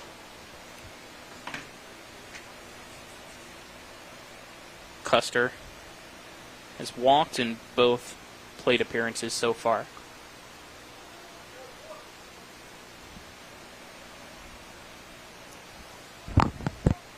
Was caught stealing in the first inning as well, as first pitch from Fletcher misses low for ball 1 to Custer.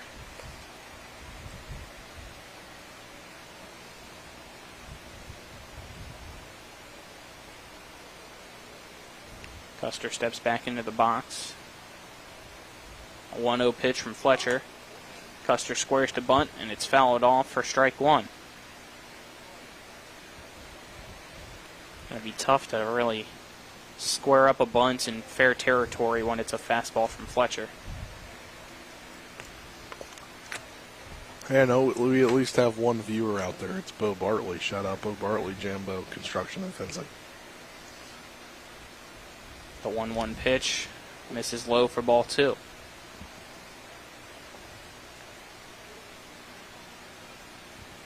Count now 2 balls, 1 strikes to the leadoff batter here in the top half of the 5th. For Post 13. Pitch from Fletcher. Low to Custer for ball 3.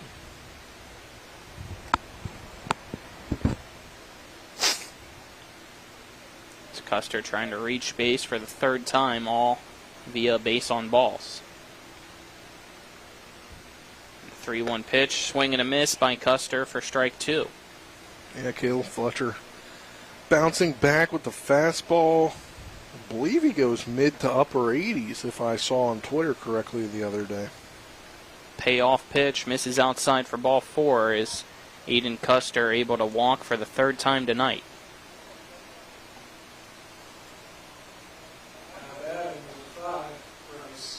It's now up to bat is Bryce Madden. Madden 0 for 2 tonight. Struck out his first time up swinging and flew out to right his last time up. Yeah, according to Perfect Game Scouting 4 days ago, his fastball set between 84 and 86. He grabbed 87 with the sinker. hammer-breaking ball in the low 70s. That got a ton of ugly swings according to Perfect Game Scout on Twitter. This pitch misses low and away for ball 1. Fletcher tries to pick off the runner at first, and Custer able to slide back in safely. But he's definitely a guy, Caleb Fletcher, that, honing his skills this summer, both with travel ball and with post 14s, a guy that's potentially a guy, Jefferson, that could go D1. And now we're going to have an interference call. And we wait as Ruest had the throw from Fletcher on the mound to first. It was off the mark, actually hit Custer, went over to foul territory into the fence area on that first base side, and then Ruest and Custer kind of ran into one another as it almost looked like Ruest was kind of a lineman blocking him accidentally. Yeah, I think it was just the way the ball was, how it had gone, and then how his body was kind of centered. Yeah, because originally Custer had to slide back into first, and when he went up, Ruest was trying to go over into foul territory, and that caused the minor collision. So they're both okay, but kind of just caused for some awkwardness, and now the coach is trying to get the ruling on should it be fielder interference or runner interference, as Trip Tobin out there now trying to plead his case for the Hornets side. Yeah, Keith Allison. And don't think he got much leeway there. He is getting the explanation.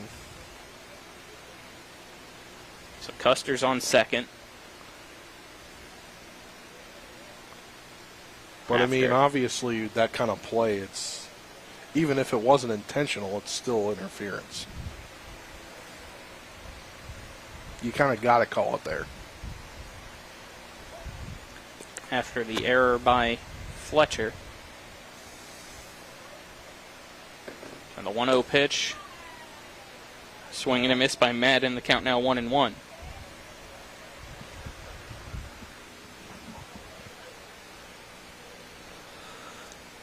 Fletcher sets. Checks the runner behind him. 1-1 pitch to Madden. Up and in for ball 2.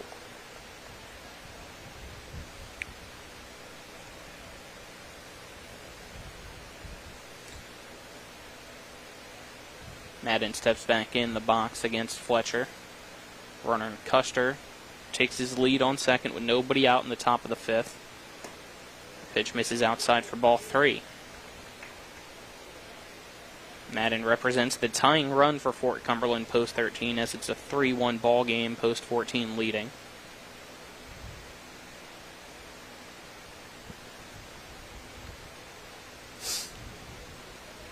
(3-1) pitch. Foul tipped into the glove of Broughton for strike 2.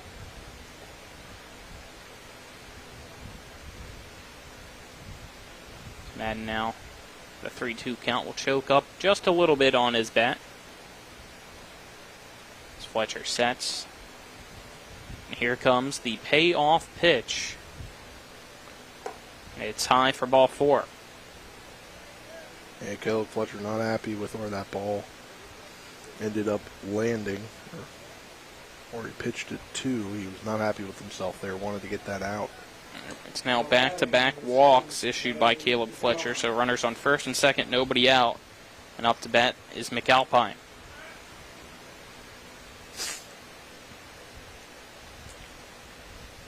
First pitch to McAlpine.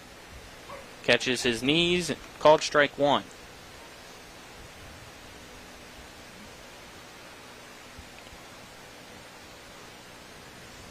McAlpine 1 for 2 today. He singled his first time up and grounded to first base his last time up. He sends a line drive to right center field. Moore trying to run on it. Camby, however, does so, makes the catch for the out. Runner at second tagging. So now runners on the corners with 1 out. Yeah, double play still in order as the guy on first did not tag up and go to second.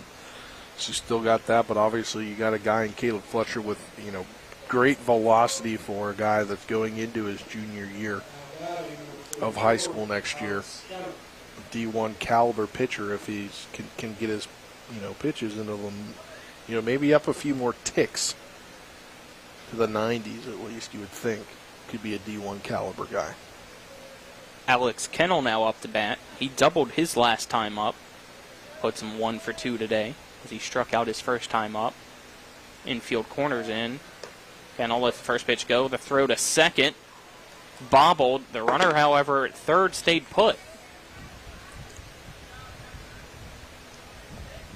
But now you have 2 runners in scoring position.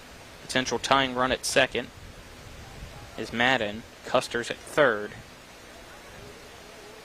It's an 0-1 count to Kennel. With 1 out, top of the 5th. Fletcher sets, and he'll step off the back of the mound to put the runners back.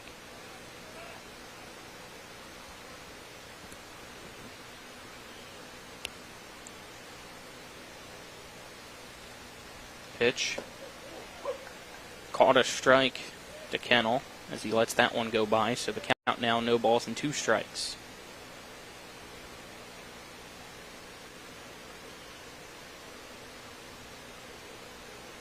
Kennel looks at Fletcher. As Fletcher sets on the rubber, the 0-2 delivery. Swing and a miss for strike 3 as down goes Kennel for out number 2.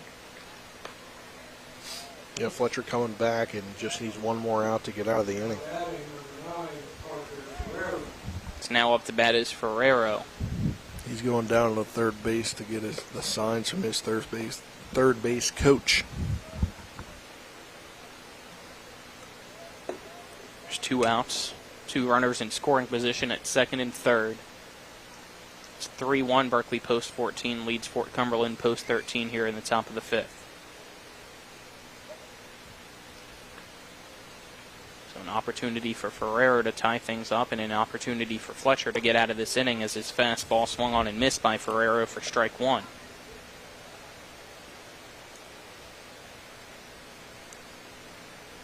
Fletcher sets, gets the call from Ty Broughton, his catcher. The 0-1 pitch misses low for a ball, but Broughton able to keep that one from going to the backstop and right in front of him.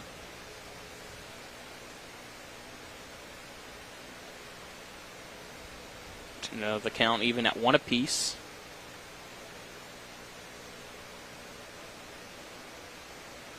And the 1-1 pitch popped up deep into left field. Looking up is Sifford, and that one at the wall is long gone. Goodbye home run by Ferrero. A 3-run home run in the top of the 5th gives Fort Cumberland post 13 a 4-3 lead. Yeah, that one. Left field is like the new home run plaza, I feel like. Everyone's going to left field these days. Whether it's post 14 or it's guys on the other team.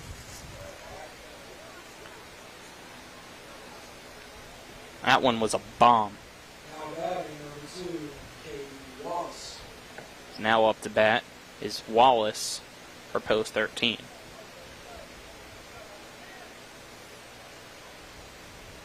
I didn't even see that one land, did you? Oh, I did. Yeah, I saw it land. You could see, I think Sifford may have tracked it differently because he doesn't play left field a lot. That's true. He's obviously most of the summer played catcher, so I think that may have had to do with the way that he was going back on it and going back on it and going back on it. It's the count now 1-1 to Wallace.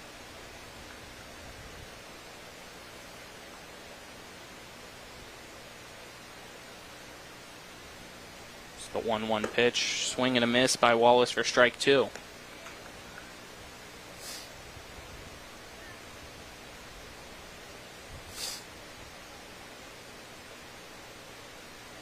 One-two pitch, swing and a miss for strike 3 as Fletcher ends this half of the inning, but not before Fort Cumberland post 13 was able to take a 4-3 lead with a 3-run home run by Ferrero. We'll head to the bottom half of the 5th. After this 1-minute break, you're tuned into American Legion Baseball on Talk Radio WRNR and TV 10.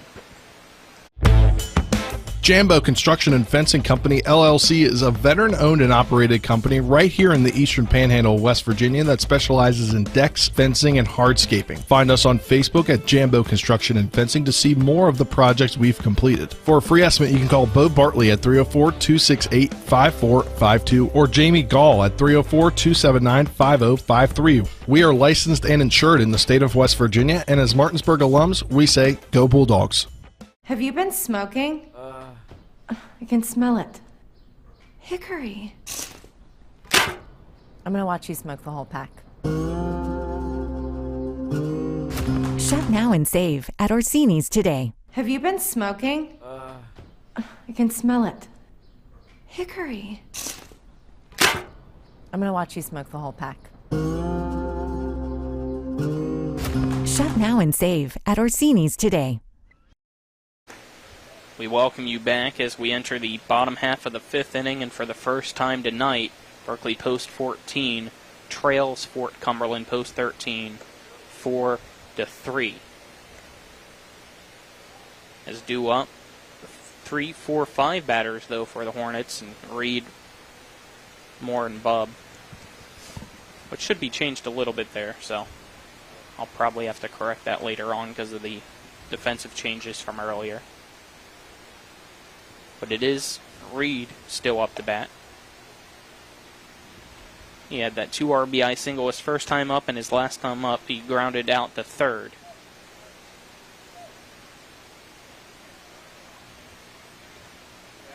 Yeah, Colin Reed going to Garrett Community College. Late addition to their roster this week. He officially made his commitment. We heard on, was it Monday or Tuesday, we talked with Trip Tobin on the show. Monday. One of those days we talked with him on the show. He said Colin Reed was close to making his decision, so on Wednesday I figured I'd ask Colin, and he did in fact choose Garrett College. The first pitch from Shoemaker, called strike one to Reed to start off the bottom of the fifth.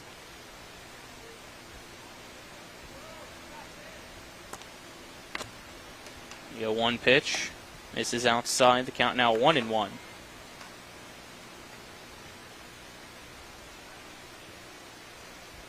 1-1 pitch from Tyson Shoemaker.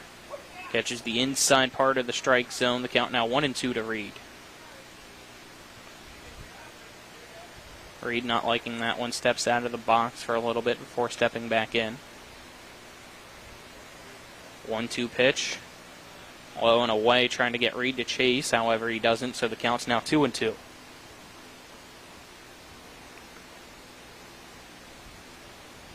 Is it raining out there?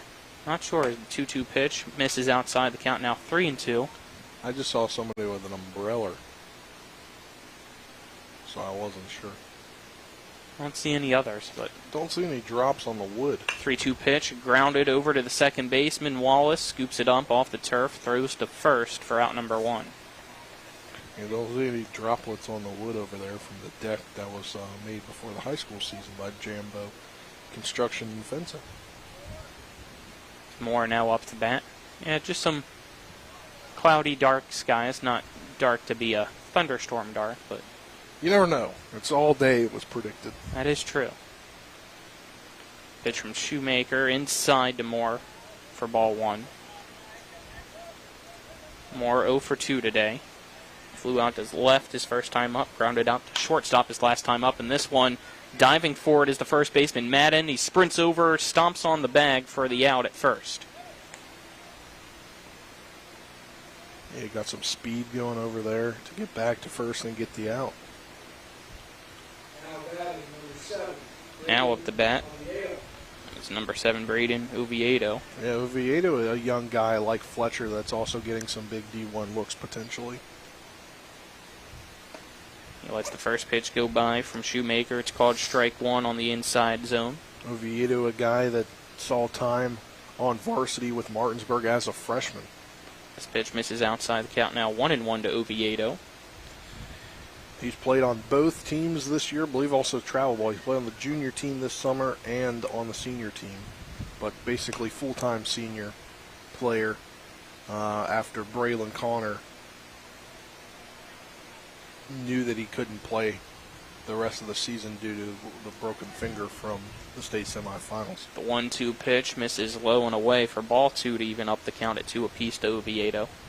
And then another player left the program. 2-2 pitch, a grounder to the shortstop running forwards. McAlpine is throw to first, caught by Madden. 3 up, 3 down in the the fifth. Goes post 14. We'll head to the sixth after this 1 minute break, where it is post 13 4, post 14 3. You're tuned into American Legion Baseball on Talk Radio WRNR and TV 10. This is Eric at Hagerstown Ford. Over the last decade, the way we buy things have evolved. Now, you get on your phone, click Want It, and it shows up at your front door. At Hagerstown Ford, it is that convenient. We've changed the car buying experience on the I-81 corridor forever. And with a return policy better than Walmart, there's absolutely no reason to buy a new or used car, truck, or SUV anywhere else. Just like Amazon, Hagerstown Ford will deliver the vehicle to you, where you are, and on your time. And if you don't want it, return it. No questions asked. Why waste your time at a car dealership playing the dumb back-and-forth games? Besides, we hate it more than you do. I assure you, no dealership from Winchester, Virginia to Washington, D.C. will beat our price. No dealership from Chambersburg, Pennsylvania to Baltimore, Maryland will beat our price. And no other dealership will allow you to return it if you don't want it. Hagerstown Ford absolutely provides the best experience at the best price. Visit HagerstownFord.com to schedule your VIP experience. Click on the vehicle you want and get your new ride delivered to you at no risk. See dealer for details. Back as we enter the sixth inning now. It is Fort Cumberland post 13-4, Berkeley post 14-3. Caleb Fletcher still on the mound for the Hornets. He looks for a second inning of work tonight. The Jefferson High School product. Again, we say these things, Colin, where they're going to school, but now in the state of West Virginia, there's a one-time transfer. So we say all these kids completed their 2022-2023 seasons at these high schools, but do not know if any of them are moving to different high schools. First pitch to Bradley, called a strike from Fletcher as the 0-1 pitch now. Fly ball over to the first base bullpen and foul. Had to get out of the way the pitcher warming up or catcher warming up. Yeah, that's kind of tough to have people warming up with no coverage because post 13 only has 9 people, so they can't send a bench player out there to cover them. Yeah. I mean, you could send somebody maybe that's a ways away in the lineup to do so. That'd be the only opportunity or option. The 0-2 pitch. Check swing for Bradley as the ball was low for a ball. He held the bat back, so the count now 1-2. It's the 7, 8, 9 batters due up as the 1-2 pitch from Fletcher. Called strike 3. Down goes Bradley for out number 1. That's the Caleb Fletcher that wants to go D1 right there. Or that can go D1, I should say. That's his 4th strikeout tonight. Total of 9 for the Hornets, as was Myers with 5 before he ended 3 innings in. This pitch low. It looked like it went off the cleat of Ty Broughton. Yeah, it kind of, I think, went through his legs and off the back. Now it's Shoemaker with a 1-0 count.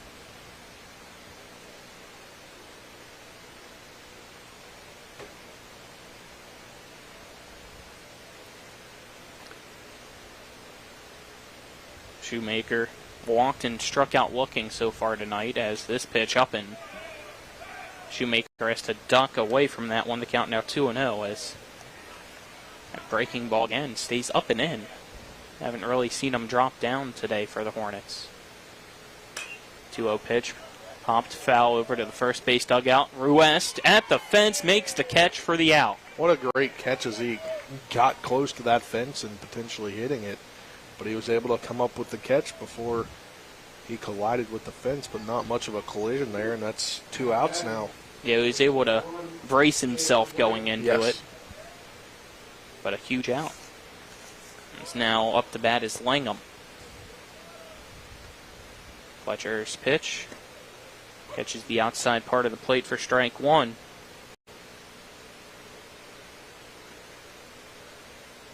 No balls, 1 strike, 2 out, nobody on in the top of the 6th.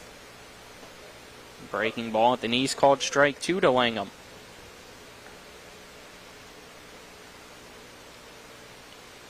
Fletcher sets the 0-2 pitch. Fastball called strike 3. Langham goes out looking. 3 up, 3 down, goes post 13 in the top of the 6th. It's still 4-3. Berkeley post 14 due up after this 1-minute break. You're tuned into American Legion Baseball and Talk Radio WRNR and TV 10. This is Eric at Hagerstown Ford. Over the last decade, the way we buy things have evolved. Now, you get on your phone, click Want It, and it shows up at your front door. At Hagerstown Ford, it is that convenient. We've changed the car buying experience on the I-81 corridor forever. And with a return policy better than Walmart, there's absolutely no reason to buy a new or used car, truck, or SUV anywhere else. Just like Amazon, Hagerstown Ford will deliver the vehicle to you, where you are, and on your time. And if you don't want it, return it. No questions asked. Why waste your time at a car dealership playing the dumb back-and-forth games? Besides, we hate it more than you do. I assure you, no dealership from Winchester, Virginia to Washington, D.C. will beat our price. No dealership from Chambersburg, Pennsylvania to Baltimore, Maryland will beat our price. And no other dealership will allow you to return it if you don't want it. Hagerstown Ford absolutely provides the best experience at the best price. Visit HagerstownFord.com to schedule your VIP experience. Click on the vehicle you want and get your new ride delivered to you at no risk. See dealer for details. Welcome you back as we enter the bottom of the 6th inning now, and a new pitcher for Fort Cumberland post 13 is now pitching number 10, Landon McAlpine. So we wait and see what the rest of the defensive changes are for post 13, because the last time they had a pitching change, there were 7 defensive changes. Yeah. The only ones that didn't move were Langham in center and Bradley catching. Well, that's what happens when you have 9 guys. You got to shift guys around, especially if you want to potentially have somebody throwing in later, coming in to throw later. You want to maybe put him in the outfield rather than maybe put him at short where he might have to make a lot of throws. So here we throw him go. to first. McAlpine pitching, Bradley catching, Madden's at first, Shoemaker now goes to second. At shortstop is Wallace. Ferrero, I believe, is still at third. He is. Kennel in left, Langham in center, Custer in right.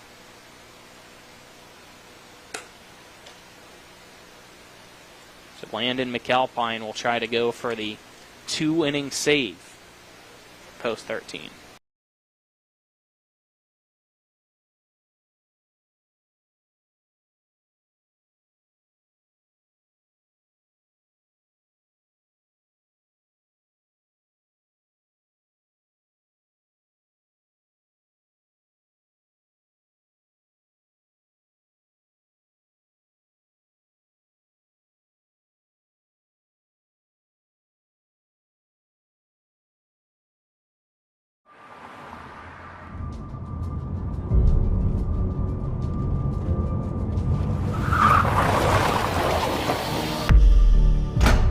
You've been in an accident.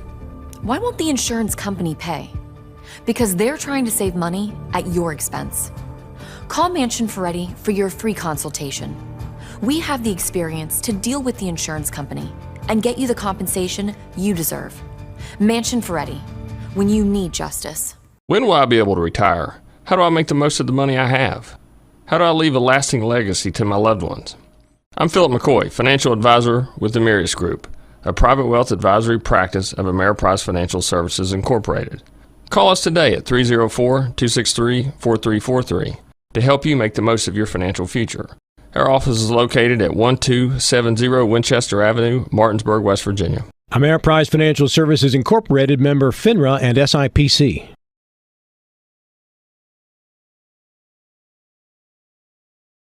Duo pitch to Ruest.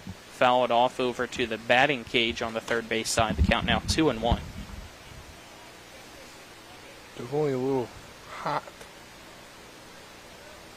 is our transmitter. 2-1 count. McAlpine's pitch misses to Jackson Ruest for ball 3. Good to see Jackson taking some pitches as he struck out in both of his other plate appearances. 3-1 pitch. lines, and somebody get out of the way down the third base line. Yeah, fortunately that missed a few kids and their parents over there. Count now for 3-2. Payoff pitch from McAlpine inside, ball 4 as Jackson West gets the walk over to first. Yeah, he'll get on for the first time tonight, I believe. Yes. So 1 out, runner on first. For Stoudemire. And now Stoudemire up to bat in the spot of Carson Buber.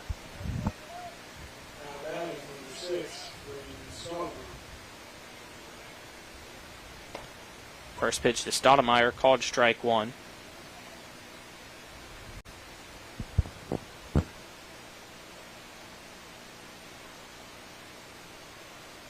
Pitch from McAlpine misses outside, bobbled by the catcher Bradley. The throw to second hits Ruest.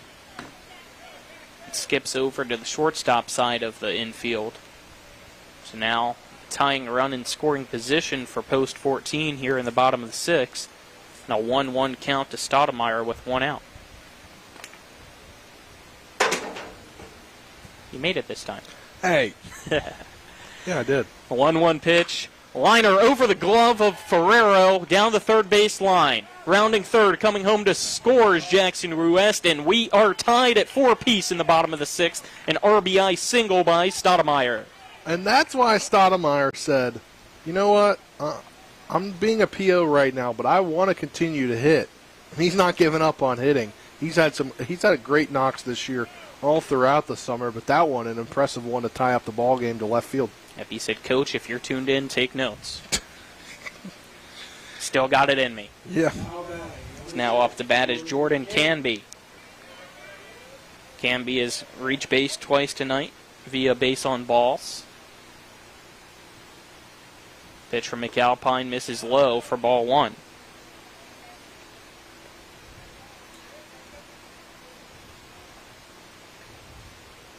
Stoudemire takes a short lead on first, now extending it just a little bit. Throw over, not in time as he slides back in safely. 1 ball, no strikes to Canby, 1 out. Tied at 4 here in the bottom of the 6th.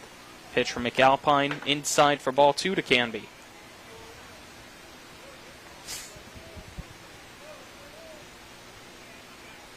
McAlpine looks over his shoulder.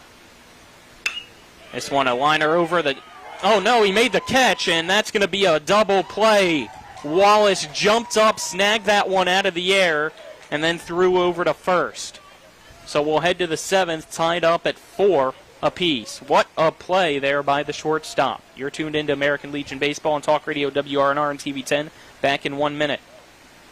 With 4 new car dealerships and 4 used car dealerships in 3 states, Parsons is the largest used car and fastest growing new car dealer in the tri-state area. Take Parsons Ford with huge savings on hundreds of new Fords, financing from 0%, Parsons' goal of financing for all, and Parsons' famous above-market trade-in allowances that help make Parsons #1 for used cars too. See why so many won't buy anywhere but Parsons Ford in Martinsburg. We became #1 by making you #1 first. Parsons.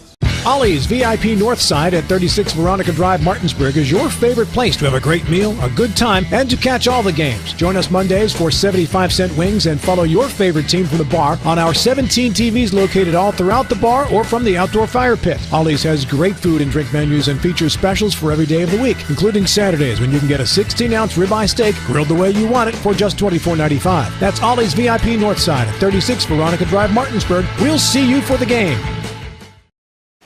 Welcome back to P.O. Faulkner Park as we head to the 7th inning. Tied up at 4-all between Fort Cumberland Post 13 and Berkeley Post 14. Colin McLaughlin here for Talk Radio WRNR and TV 10. Alongside me, Spencer Dupuis. Back at the studio is Dylan Bishop. Good one so far tonight. Top of the lineup due up in Custer, Madden, and McAlpine for Post 13. We have a new pitcher now for Post 14, as now on the mound is Chase Herndon.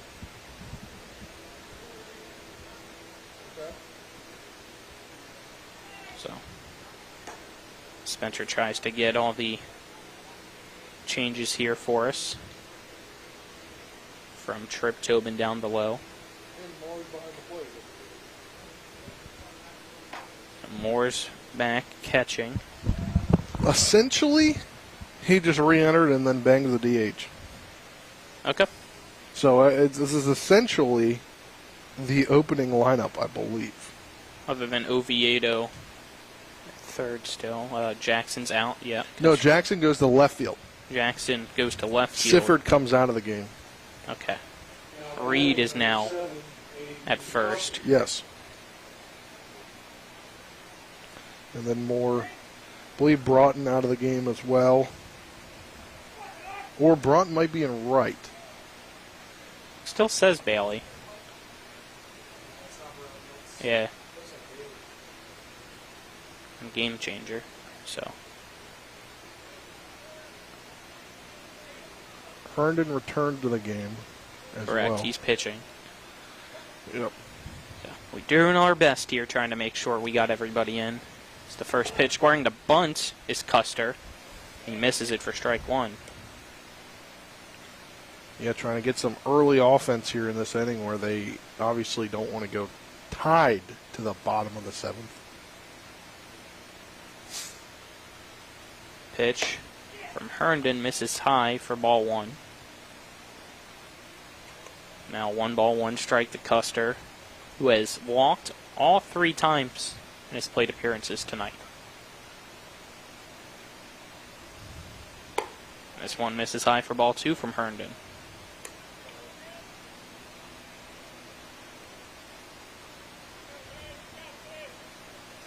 Herndon sets the 2-1 pitch.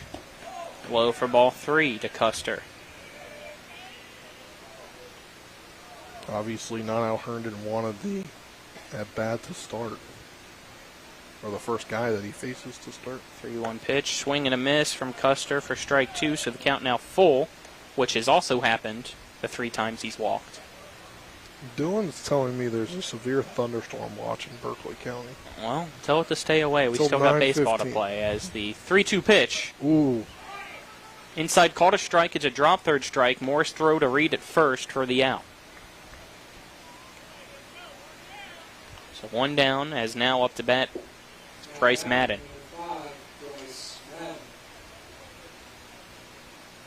Madden struck out swinging his first time up, flew out to right his second time up, walked and later came home to score his last time up. It has started to rain.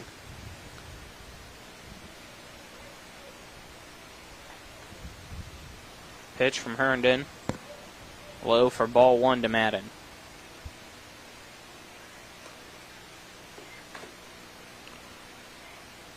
Herndon kind of wincing a little bit out there on the mound. Hopefully he's okay, but sets 1-0 pitch. Breaking ball, called a strike. The count now 1-1. Kind of saw him kind of twist around to stretch out his back and seemed like something might have been off there, but seems to be okay. So keep an eye on that, however, later on as the 1-1 pitch to Bryce Madden from Herndon. Just tie for ball 2.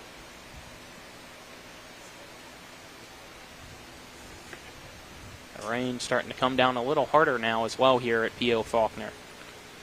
Yeah, just looking at the radar, not sure how it's moving. It should just trickle over the area. It's this pitch high, the count now 3-1. Fortunately, turf infield, so don't have to worry about any mud or dirt. Yeah, the Berkeley Springs looks to be getting pounded by rain right now. Up through Hancock, up to Chambersburg. Well, the drive on Route 9 tonight will be fun. As this pitch misses low for ball 4, as Madden walks over to first with 1 out to bring up Landon McAlpine. But it looks like just here we'll get the remnants of it as it kind of goes up at an angle northeast. Madden takes his lead on first. Herndon on the mound, looks over at him. Sets, and here's the first pitch to McAlpine. It's fouled into the glove of Moore for strike 1.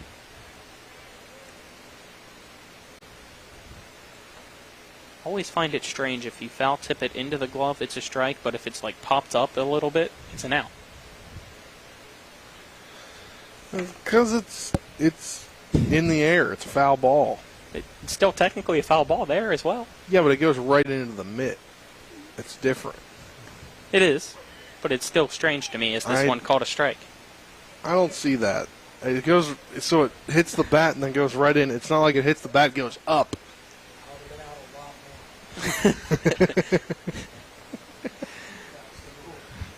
No balls, 2 strikes, 1 out. Runner on first. Top of the 7th. It's a 4-4 ball game between post 13 and post 14. A grounder to Oviedo at third, and he's only having the shot at first. And it's scooped up by Reed for the out. Yeah, now 2 outs, 1 left to go, but a runner on second here in scoring position in this tie ball game. And the post 14 Hornets looking to walk it off next inning if they can keep the runner off the board. They'll have the top of the lineup due up as well, as now up to bat is Alex Kennel. So if you can get him out, that'll help out post 14, because on deck is Ferrero, who had the 3-run home run his last time up. Herndon sets, looks at the runner behind him on second, and the pitch called a strike to Kennel. Kennel 1 for 3 today. He's doubled and then struck out twice swinging.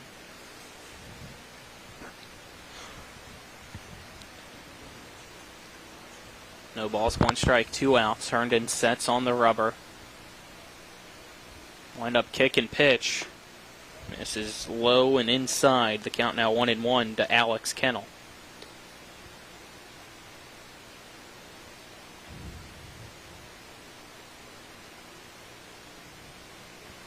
Kennel steps back into the right-handed box. The Allegheny High product against Chase Herndon. 1-1 pitch. Just misses outside for ball 2.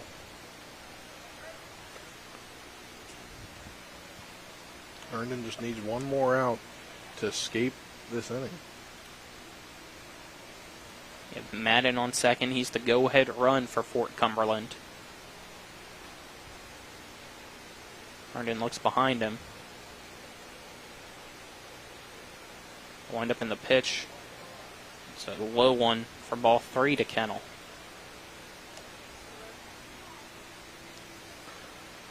So 3-1 count to Alex Kennel. Herndon waits for his catcher Cam Moore to get into place before the pitch. Herndon sets. Will step off the back of the mound to chase the runner and Madden back, as now Moore will call a timeout to go meet with Herndon in between the home plate and pitcher's mound.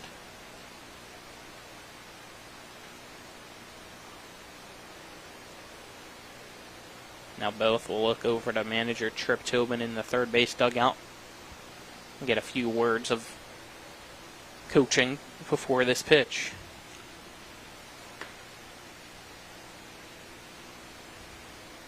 Again, 3 balls, 1 strike for Alex Kennel of post 13.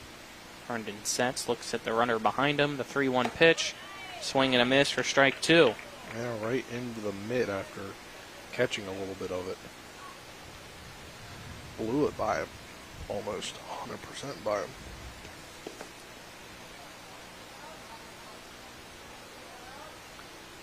Now the count is full at 3-2.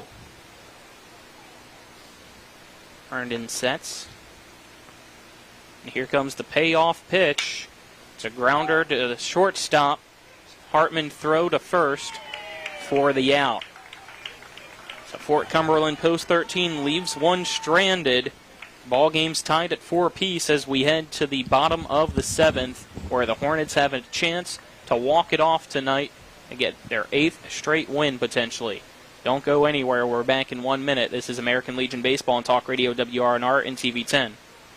Not sure where to go or who to trust with your flooring project? And start with Trips Flooring, proudly serving the area for more than 25 years, specializing in floor sanding and refinishing, along with installation of new flooring, including hardwood, tile, vinyl, laminate, carpet, and the hottest trend in flooring, luxury vinyl, tile, and luxury vinyl plank. Are you on a budget? Check out their warehouse, cash and carry, or call 304-229-7009, or visit them online at tripsfloorsanding.com.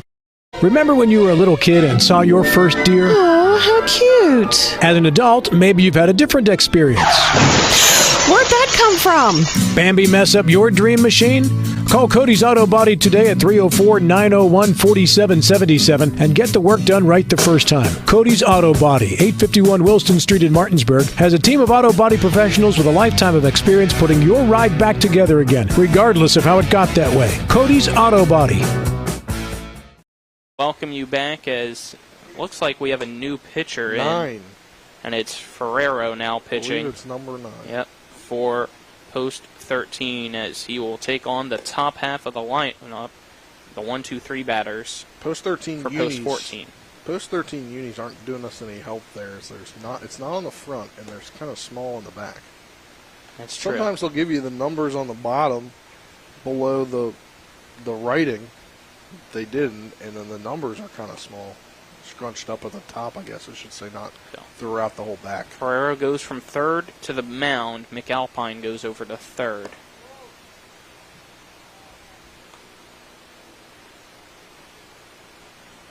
That is a chance to walk things off for Berkeley post 14 here in the bottom of the 7th, tied up at 4-all. Or we go to extra innings. We were originally scheduled to play 9 tonight. Maybe. Just saying. Who knows? It's now up to bat, checking back in. It's number 9, Connor Bailey. Bailey walked and grounded out to short when he was in the lineup.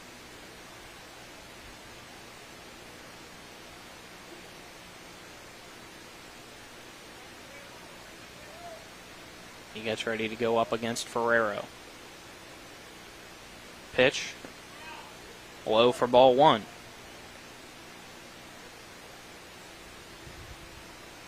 Yeah, I mean, Bailey at this point might watch some pitches before he swings. That one catches the zone, though. Yep, count now even at 1-1.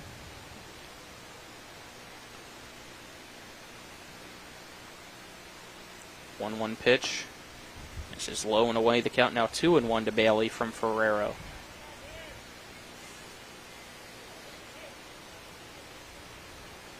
Ferrero sends. Pitch catches the inside corner. Count now 2-2.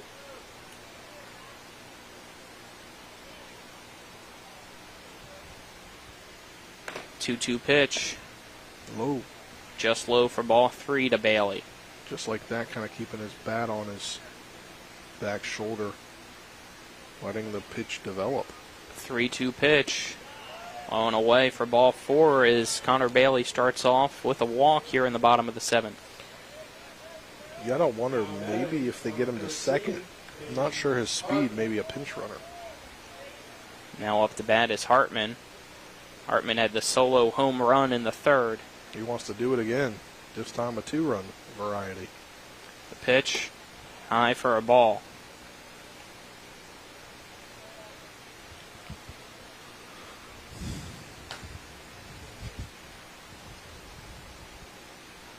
Ferrero sets.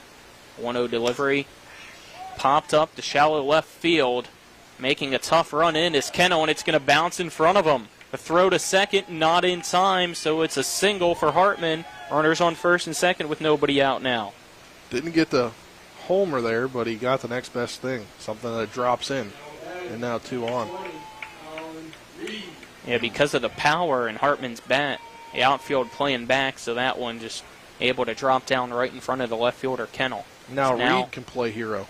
Colin Reed up the bat, and we know he has some pop in that as well. As he squares to bunt, though, over to the first baseline, and it lands fair in the turf. Throw to first for the out, but the sacrifice bunt works. Now runners on second and third. He's not happy there. He thought it was going to bounce foul. The catcher runs up from behind him and picks the ball up before he's able to get by him. Which is weird, though. He didn't try to tag him out. You noticed that, right? That is true. You would think if he picked it up right next to him, all he'd have to do is swing around and mitt on the leg or the stomach area. Well, now, pitch to Cam Moore high for a ball. But now the runners... Winning runs on third. Yeah, winning runs on third. Just need a sac fly. Pitch from Ferreira to Moore. Pitches the outside part of the plate for a strike. The count now 1-1. Which would be 2 games this week walked off by the Hornets with a sac fly. But they obviously, Moore wants a single at least. Everybody in the infield in on the grass. 1-1 pitch. Low for ball 2 to Moore.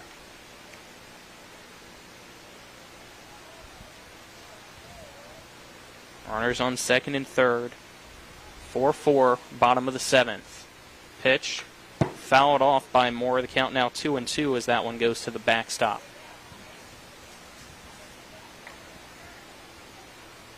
You have 1 out. The winning run 90 feet away. As Ferrero sets for post 13 on the mound.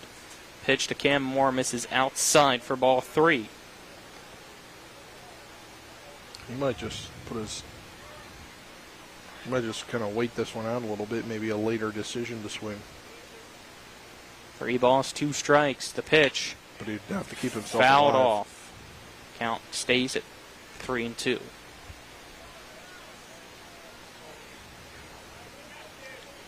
Again, he just needs to get the ball deep enough in the outfield at least. Ferrero sets the payoff pitch. Low for ball 4 to load the bases. And now up to bat, back into the game is Riley Bubb. Colin, do you know what happened? Wednesday night, game 1. Sack fly. By walk things off. By Riley Bubb. Riley Bubb. He could do it 2 times in 3 games. An odd way to win the game in a walk-off variety twice if he were to do it. But obviously here he wants to put the ball in the outfield past, at least a hit. Maybe even over the fence. Walk-off grand slam. Pitch from Ferrero at the knees of Bubb for strike 1. Infield in. Trying to keep the runners put as there's a force out everywhere. Ducks on a pond here in the bottom of the 7th. Ferrero. Pitch, fouled off into the netting for strike 2 by Bubb.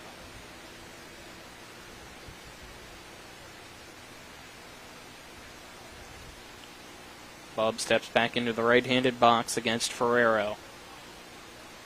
No balls, 2 strikes, 1 out, bottom of the 7th. It's 4-4. Pitch, popped up over the press box and out of play to keep the count at 0-2. You have Herndon on deck, if necessary, as Bubb up to bat. Pitch from Ferrero, popped up in foul territory to the right side, trying to make a play as the first baseman, but it goes out. Keep the count at 0-2. One just in front of the fence with the barbed wire on it.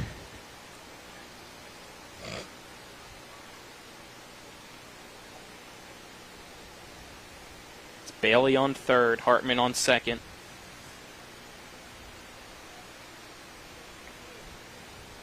And Moore on first.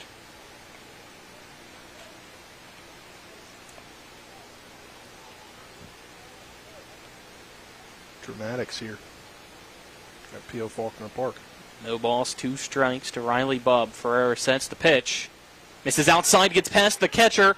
The throw, not in time, safe. Berkeley post 14 wins on the passed ball as Bailey comes home to score.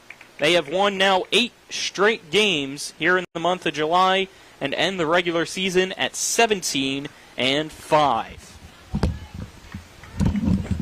So there you go. 1 passed ball through the legs of Carson Bradley, and the pitcher in Ferrero was unable to cover to allow Bailey to score. And Berkeley post 14 walks it off in the bottom of the 7th and gets the 5-4 victory over Fort Cumberland Post 13. We'll step aside, take a 1-minute break. 1-minute break for Dylan back at the studio, and then we'll be back to wrap things up here on the post-game show. You're tuned in to American Legion Baseball on Talk Radio WRNR and TV10. Not sure where to go or who to trust with your flooring project? And start with Trips Flooring, proudly serving the area for more than 25 years, specializing in floor sanding and refinishing, along with installation of new flooring, including hardwood, tile, vinyl, laminate, carpet, and the hottest trend in flooring, luxury vinyl, tile, and luxury vinyl plank. Are you on a budget? Check out their warehouse, cash and carry, or call 304-229-7009, or visit them online at tripsfloorsanding.com. The game may be over, but don't go away just yet. We've got a complete game recap, analysis, stats, the player of the game, and we'll prepare you for our next broadcast.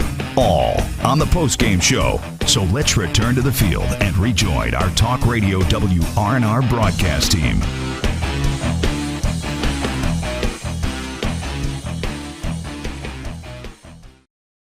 Welcome back to P.O. Faulkner Park here in Martinsburg, West Virginia, as the Berkeley Post 14 Hornets walk it off in the bottom of the 7th to get a 5-4 win over Fort Cumberland Post 13. As we enter the post-game show here, let's see if Spencer Dupuis is ready to start our post-game interviews. So, Spencer, whenever you're ready, take it away. We're joined now on the field by Connor Bailey, the walk-off winner. What'd you see when that ball went past the catcher? I just saw it go through his legs and thought, might as well go for it. Try it. Just like the game, so. You guys now winners of, I believe, 8 straight ball games here in July. Haven't lost a game. How's that make you feel going into this area tournament and the state tournament, hopefully past that? Feels good. I feel like we have a great group of guys to make a deep run into this tournament. All right, congrats on the win. Go Celtics. Thank you. Back up to you, Colin, until Tripp comes over here. All right, that sounds good, as Tripp Tobin kind of slowly making his way over now as we speak to join Spencer Dupuis and have his post-game interview. So, Spencer, go ahead, sir. Now joined by Tripp Tobin. 8 straight wins here in July. Another tough one. Kind of thought it may have been similar to Wednesday, but this time it was a wild pitch that lets Connor Bailey come in to score. The walk-off win for your team headed into the area tournament. Yeah, Riley Bubbles over there. I said, get ready to put that helmet on. You're going to get another walk-off RBI here. I feel it in my gut. He said, I do too. And certainly he does get the winning RBI there, but not like he wanted to. But Bailey just a tremendous ball player. The ball squirted away, and most players don't get there. But he just has great prowess on the base paths and did a great job and got that run in there. But we got to get something going before the last inning of these games. And pitching for you tonight, you had Myers started off. Kind of seemed like a little mixed in there. He had his great strikeout stuff at the end of his outing, but he walked a few too many guys in this outing. Yeah, in the middle, he walked a couple of guys. He was tightening up in the back a little bit. Had Sam come out, just wasn't feeling really well there, but battled through it, and he's going to do some work here. After he went over, did some stretches, felt a lot better through a little bit. I think he's going to be fine, but he just kind of tightened up on us there. Not sure what that was about. But, yeah, we're looking forward. We need him in the playoffs, need him downstate, so we got to get him healthy and make sure he stays healthy and can go multiple innings for us. But yeah, it looks like he had his stuff at times, and he's kind of got stiffened up there a little bit. But he battled through it, and I'm proud of him for that. So, we're looking for big things out of him as we move through here July and getting into the playoffs. And you talk about that. The area tournament begins for your team Wednesday. You hope to only play 2 games. What are you telling your team going into the tournament in the next couple of days of practice after tomorrow? Well, I'm telling them, now's the time. That's what we talked about all year long. These are the weeks you have to be here. These are the weeks when you have to make the 100% commitment, and not, and things have to, you have to be here. Mindset has to be here. You're not just your body, but your mindset has to be here. So, most of the vacations, senior things out of the way, parties, senior, beach trips and all those things, family vacations are kind of set aside for this week. And not only the players, but the families have committed to these next couple of weeks. So we look for our guys to be here in full force. And, if one guy falters, we got next man up. I think we're deep enough to overcome, and hopefully we bring our A game here Wednesday and Thursday, and we can get the area championship. Congrats on the win. We'll see you on one. All right, thank you. Back up to you.